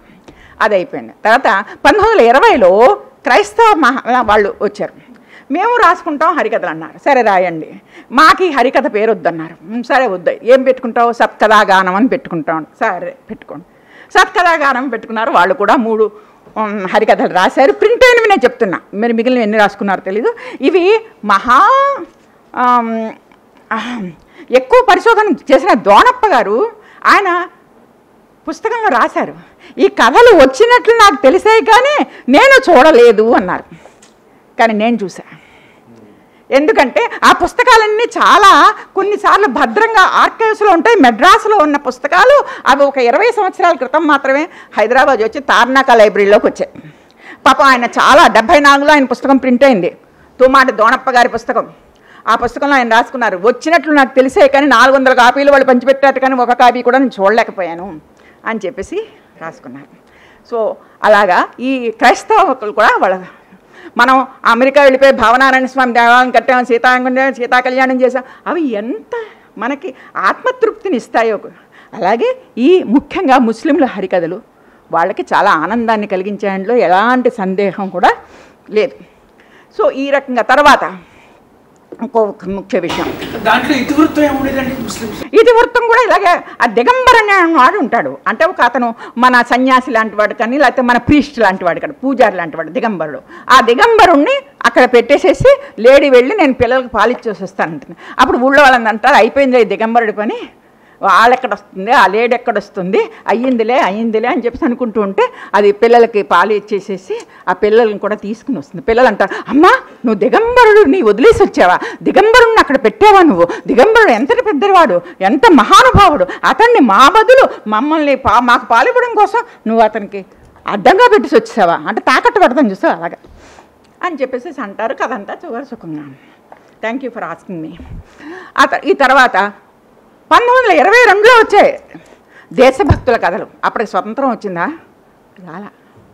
రాలేదు. కానీ ఈ హరికథల ప్రభావం ఎలా ఉందో ఆశ్చర్యపోతున్నారు జనం. ఎందుకంటే అందరికీ ఏ చిన్న సందులో అయినా పెట్టుకోవచ్చు, ఎవరింట్లో అయినా పెట్టుకోవచ్చు, ఏ అరుగు మీదైనా పెట్టుకోవచ్చు. మాలగూడెం లేదు, మాదగూడెం లేదు, బ్రాహ్మణులు లేరు, ఎక్కడ లేదు, ఎక్కడైనా సరే ఈ కథలు పెట్టుకోవచ్చు. ఒక మనిషి మాత్రమే. అంటే ఇది తెచ్చే ప్రభావం. అక్కడ జరుగుతున్నది, ఢిల్లీలో జరుగుతున్న విషయాలు ఇక్కడ తెలియట్లేదు వీళ్ళకి. సో తెలుగులో హరికథలు రాశారు. ముఖ్యంగా నా తిలక్ మీద, బాలగంగాధర్ తిలక్ మీద రాశారు. తర్వాత మహాత్మా గాంధీ మీద రాశారు. చాలా తక్కువ సమయంలో ఇవి 2 రాసి తీసుకెళ్ళిపోయారు 1922లోనే. అప్పటికి స్వతంత్రం రాలేదు, కానీ అప్పటికే మహాత్మా గాంధీని మహానుభావుడు, మహాత్మా అన్నారు వాళ్ళు. అంటే అక్కడ జరుగుతున్న విషయం మనకు తెలియకపోవడం ఎలాగా, మనం కూడా అంత ఉద్వేగం పొందాలి. మనం కూడా మన కుర్రాళ్ళు మనం కూడా ఈ స్వతంత్ర సమరాల్లో మనం అక్కడికి వెళ్ళి యుద్ధం చేయకపోయినా కనీసం మనం ఏం జరుగుతుందో తెలుసుకోవాలి. అందులో మీకు ఒక విషయం, మన రామాయణ భారతాల హరికథల్లో ఇమిడిపోతాయి, కానీ ఈ రౌలత్ చట్టం అంటే ఇలాంటి రౌలత్ చట్టం, క్రిప్స్ రాయబారం, ఇలాంటి విషయాలన్నీ కూడా పద్యాల్లో ఇరికించి ఇందులో పద్యాలు పెట్టి పాటలు పెట్టి వాటికి రాగాలు కట్టి ఇవన్నీ కూడా చేశారు. ఇందాక కూడా చెప్పాను నేను, ముస్లిం హరికథల్లో కూడా క్రైస్తవ హరికథలు కూడా చదివినప్పుడు చాలా పకడ్బందీగా ఉన్నాయి, వాటికి కూడా రాగాలు ఉన్నాయి, తొహరాలు ఉన్నాయి, ఇలాగ అన్నీ ఛందస్సుతో కూడిన ఇవి ఉన్నాయి, యతిప్రాసలు ఉన్నాయి. ఇది ఈ రకంగా దేశభక్తుల కథలు అయ్యాయి. ముఖ్యంగా మనం ఎక్కువసేపు నారాయణదాస్ గారి గురించి చెప్పుకున్నా కూడా హరికథా సాహిత్యానికి నిరంతర సేవ చేసిన వాళ్ళు పరివి సుబ్రహ్మణ్య కవి, వెస్ట్ గోదావరి. ఆయన చాలా పేదరికంలో ఉన్నారు, పాపం చనిపోయినప్పుడు కూడా పేదరికంలోనే ఉన్నాడు ఆయన. అంత పేదరికంలో చిన్నప్పుడు తండ్రి చనిపోవడం వల్ల అనేక తర్కశాస్త్రాలు అవన్నీ నేర్చుకుని అష్టావధానాలు కూడా చేసేవాడు ఆయన. కానీ ఆయన అనేక భారత భాగవతాలు ఈ మన నారాయణదాస్ గారు భారతం పట్టుకోలేదు, భాగవతంలో కథలు ఎక్కువ చెప్పారు ఆయన. సరే రామాయణం ఆయనకి ఎక్కువ ఇష్టం, యథార్థ రామాయణం అన్నారు. యథార్థ రామాయణం ఏంటి, మిగిలినవన్నీ అబద్ధం రామాయణాలా అని అడిగట్ట ఓ శిష్యుడు వచ్చి అడితే, లేదు లేదు ఈ యథార్థ రామాయణం కథ చెప్తే కనుక ఆయన భార్యకి చాలా ఇష్టంట రామాయణం. ఆవిడ పోయిన తర్వాత ఆయన యథార్థ రామాయణం అని రాశారు. దానికి 32 పేజీల పీఠిక రాశారు. ఆ రాసినప్పుడు యథార్థ రామాయణం ఏంటంటే మిగిలినవన్నీ అబద్ధ రామాయణాలు అని అడిగితే, లేదు లేదు ఇది ఈ రామాయణం చదవంగానే నీకు డబ్బు వస్తుంది అన్నారు. అంతే కదా హరికథ చెప్పంగానే ఇలా చదివింపులు వస్తూనే ఉంటాయి కదా హరికథలకి, హరికథా కళాకారులు. అందుకనే చిన్న ఇది కింద ఈ పరిమి సుబ్రహ్మణ్య కవి గారు భారతం కానీ భాగవతం వాళ్ళు రామాయణం ముట్టుకోలేదు, భారత భాగవతాలని తీసుకుని 16, 20 భాగాలుగా చేసి హరికథల కింద రాసి వాటిని యతిప్రాసలు. అందుకే ఇవాళ కూడా పరిమి సుబ్రహ్మణ్య కవి గారివి ఎక్కువ చదువుతారు అందరూ, ఎక్కువ పాఠం కింద అవుతాయి ఇవి. కారణం ఏంటంటే యతిప్రాస ఉన్నప్పుడు మనకి జ్ఞాపకం ఉండిపోతుంది విషయం. యతిప్రాసలతో పద్యం చెప్పినప్పుడు మనకి జ్ఞాపకంగా ఉంటుంది సబ్జెక్టు. అందుకని చెప్పేసి దాన్ని ఆయన చేశారు. తర్వాత దీక్షిత దాస కవి, ఆయన నరసాపురం ఆయన పరిమి సుబ్రహ్మణ్య కవి గారు ఎక్కువ శిష్యుల మీద దృష్టి పెట్టలేదు, కానీ రాశారు మంచి కవిత్వం, మంచి భాగాలు రాశారు. కానీ దీక్షిత దాసి గారు స్వయంగా శిష్యులను తయారు చేశారు. ఆయన శిష్యుడే ముసునూరి సూర్యనారాయణ గారు. ముసునూరి సూర్యనారాయణ గారి శిష్యుడు కోట సచ్చిదానంద శాస్త్రి గారు, మొన్న పద్మశ్రీ అవార్డు వచ్చిన ఆయన. ఆ మంచి పకడ్బందీగా ఆయన హరికథలను నేర్పి వీళ్ళందరికీ ఆయన మంచి శిష్యులను తయారు చేశారు. ఒక చిన్న సమస్య సరదా చెప్తాను. బాలమురళి గారి పెళ్లి 48లో విశాఖోడేరులో అయింది. మీకు తెలుసు కదా, బాలమురళి కృష్ణ గారి భార్య అన్నపూర్ణ విశాఖోడేరు ఆవిడ. అక్కడ పెళ్ళి అయింది. 5 రోజులు పెళ్ళి, కలర్ ప్రింటింగ్ అంతా నా దగ్గర ఉంది నాది. దాంట్లో 8 హరికథలు, 5 రోజుల పెళ్ళికి 8 హరికథలు చెప్పించారు. అంటే ఏంటి, ఆ రోజున ప్రతిదానికి ముందర ముసునూరి వాళ్ళకి ఎంతెంత పెద్ద పెద్ద బిరుదులో వాళ్ళకి. అంటే ఏంటి, అప్పుడు హరికథ ఎంత పీక్లో ఉందో ఆలోచించండి. ఒక్కొక్కసారి ఒక్కొక్కటి అవుతుంది. అప్పుడు ఆ రోజుల్లో ఈ దీక్షిత దాసి గారి శిష్యులు చాలా బాగా తిరిగారు, చేశారు. అనేక మంది కళాకారులు తయారయ్యారు, బోల్డ్ మంది ఇవాళకి కృషి చేస్తున్నారు. ఏంటి ఇది యక్షగానంలాగా వెనకపడలేదు, ముందుకే వెడుతుంది. ఇవాళ మీరు టీవీలో చూస్తారు లోహిత చలసాని, ఎంత అందంగా ఉంటుందో పిల్ల, 20 ఏళ్ల పిల్ల. పార్వతీ కళ్యాణం నిలబడి చెప్తూ ఉంటే అద్భుతంగా ఉంది. దాక్షాయణి, వీళ్ళందరూ చిన్నపిల్లలు, యూత్, యంగ్. నేను కపిలేశ్వరం వెళ్ళినప్పుడు ఒక అమ్మాయి సరే అవన్నీ చేసి చూపిస్తుంది. సరే గురువులు పక్కనే ఉన్నారు. ఆ అమ్మాయి నా దగ్గరకు వచ్చింది, ఏదైనానండి ఆంటీ చెప్పు ఏమిటో చెప్తున్నాను. నారాయణదాస్ గారి హరికథలు చెప్తే ఉన్న ఇది అన్నది. ఏంటి చెప్పు సరిగ్గా అన్న. పక్కన గురువులు ఉన్నారు. నారాయణదాస్ గారి హరికథ చెప్తేనండి మనసులో ఎంత విశ్వాసం, ఎంత ఆనందంగా ఉంటుందో తెలుసా. మరి ఎక్కడ చూసావు అన్నాను. ఈ గురువులు ఇద్దరు కూడా పరిమి వారికి చెప్తున్నారు. ఎక్కడ చూసాను, విజయనగరం మమ్మల్ని కాంపిటీషన్స్కి తీసుకెళ్తారు కదండి, అక్కడ చూశానండి నారాయణదాస్ గారి హరికథ ఎంత బాగుంటుందో వాళ్ళు చెప్తూ ఉంటే అని చెప్పేసి. ఇవాళ ఎస్విబిసి కాదు, మనకి హరికథ పాఠశాల ఇక్కడ 5 ఏళ్ల కోర్సు ఉంది. తర్వాత మనం వెంకటేశ్వర కాలేజీలో ఇక్కడ హరికథ ఉంది, ఎక్కడ తిరుపతిలో ఉంది. వాళ్ళందరికీ కూడా 1,20,000 రూపాయలు నెలకి జీతం. ఏ రకంగానూ హరికథ వెనకపడలేదు. ముప్పవరపు సింహాచల శాస్త్రి గారు నిన్ననే ఆయన ఫేస్బుక్లో పెట్టారు, బంకింగ్హామ్ ఆయన చెప్పాడు. బంకింగ్హామ్లో లండన్ వెళ్ళి అక్కడ నిన్ననే సీతాకళ్యాణం అయ్యాక ఇక్కడే చేసి వెళ్ళాడు ఆయన. సీతాకళ్యాణం చేసి అక్కడికి వెళ్ళాక ఆయన ఆ సీతాకళ్యాణం హరికథ చెప్తుంటే అందరూ ఆడవాళ్ళందరూ కింద కూర్చున్నారు, మగవాళ్ళందరూ కుర్చీల్లో కూర్చున్నారు. ఎంతమంది జనము. ఆయన అన్ని దేశాలు ప్రతి సంవత్సరం తిరుగుతూనే ఉంటాడు, చెప్తాడు. ఇవాళ యూట్యూబ్ తిరగేయండి, ముప్పవరపు సీతారామ శాస్త్రి గారి, సింహాచల శాస్త్రి గారి హరికథలు బోల్డ్ కనిపిస్తాయి. ఈ రకంగా తెలుగు సాహిత్యంలో చెప్పగా మంగళం అదే అన్నాను. ఈ రకంగా హరికథ చూడకపోవడం మనదే తప్పు. మన త్యాగరాజ కీర్తనలు మనం స్క్రిప్ట్ తీసుకుని రాసుకోవాలి, చూసుకోవాలి. మరి ఏం రాశాడు, ఖగరాజు నీ అన్నతి వినివేగచనలేదో గగనానికి ఇలకు బహుదూరం బనినాడో. సాహిత్యం తెలిస్తేనే మజా వచ్చింది అంటే సాహిత్యం తెలియాలి. దాన్ని ఆస్వాదించాలి, పదే పదే తలుచుకోవాలి, ప్రార్థించాలి. ఒక అక్షరం మొక్క మాకు కూడా వచ్చేటట్టు చేయమని ప్రార్థించాలి. కనీసం చెప్పేవాళ్ళని. ఇవాళ మీ చిన్న చిన్న అపార్ట్మెంట్లో మీరు హరికథల్ని ఎవరినైనా పిలిపించి చెప్పించుకోవచ్చు. పెద్ద ఖరీదేమీ అవ్వదు. ప్రతి ఊళ్ళోనూ ఉంటారు. మీరు పిలిస్తే వస్తారు. మీ పిల్లలకి చూపించండి. ఒకసారి వద్దంటారు, 2 సార్లు చిరాకు పడతారు, 3ఓసారి వాళ్ళే అటువైపు వస్తారు. చేయకపోవడం మందే తప్పు. వాళ్ళు రిసీవ్ చేసుకోవడానికి వాళ్ళు రెడీగానే ఉన్నారు. సో ఇంత మంచి అవకాశాన్ని ఇచ్చినందుకు ఈ హరికథని నేను 600 పేజీల హరికథ రిపోర్ట్ రాసి పంపించా. ఇదేంటండి బాబు, మేము ఎప్పుడు చూడలేదు అసలు ఇలాంటి రిపోర్ట్ అన్నారు వాళ్ళు. అంటే నా ఉత్సాహమే. ఎందుకంటే 250 కాపీలు నా ఎదుర్కొనే పుస్తకాలు పెడితే మరి ఏమీ రాయకుండా ఇంట్లో కూర్చుని ఇవాళ పప్పు తిన్నాను, రేపు క్యారెట్ హల్వా తిన్నానంటే ఎలా అవుతుంది? అవదు కదా. మన మనస్సు అయ్యో ఇలాంటి పుస్తకాలు నాకు ఇచ్చారు, ఇంతటి అవకాశం నాకు ఇచ్చారు గవర్నమెంట్, ఫెలోషిప్ ఇచ్చి 2 సంవత్సరాలు ఇచ్చింది. 2 సంవత్సరాలు అయినా సరే నాకు ఆ వర్క్ చేయాలని ఉంది. అలాంటి వర్క్ అందరితో పంచుకోవాలని ఉంది. ఇంత మంచి అవకాశాన్ని నాకు నేనేం చెప్పాను, మీరేం విన్నారు, ఏమీ అర్థం లేదు. అందుకని నాకు మంచి అవకాశం ఇచ్చిన మధు గారికి, మీకు అందరికీ విన్నందుకు 5-10 చేసి అంటారు కదా, అంటే నమస్కారం 2 చేతులు జోడించి. పెద్ద వాళ్ళందరూ ఎంతో దూరాల నుంచి వచ్చారు. నా మీద అభిమానంతో మా మధు గారు పెట్టిన టాపిక్ గురించి వచ్చారు. అందరూ కూడా మా దోస్త్, ఢిల్లీ దోస్త్ పత్తిపాక మోహన్, అతను వచ్చాడు అక్కడి నుంచి. ఎక్కడో చూశాట, అందులో చూశాను, జానకి గారు వచ్చాను అన్నాడు. వీళ్ళందరూ నాకు ఓల్డ్ ఫ్రెండ్స్, నా మీద అభిమానం నిరంతరం చూపిస్తున్న మనుషులు. మీ అభిమానానికి కృతజ్ఞతలు తెలుపుకుంటూ మరొక్కసారి మళ్ళీ పిలవాలని ఆశిస్తూ ఓకే, థ్యాంక్ యూ.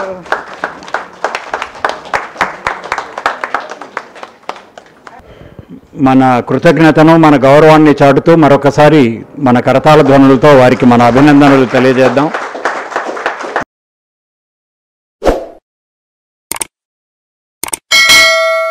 దయచేసి లైక్ చేయండి, షేర్ చేయండి మరియు సబ్స్క్రైబ్ చేయండి.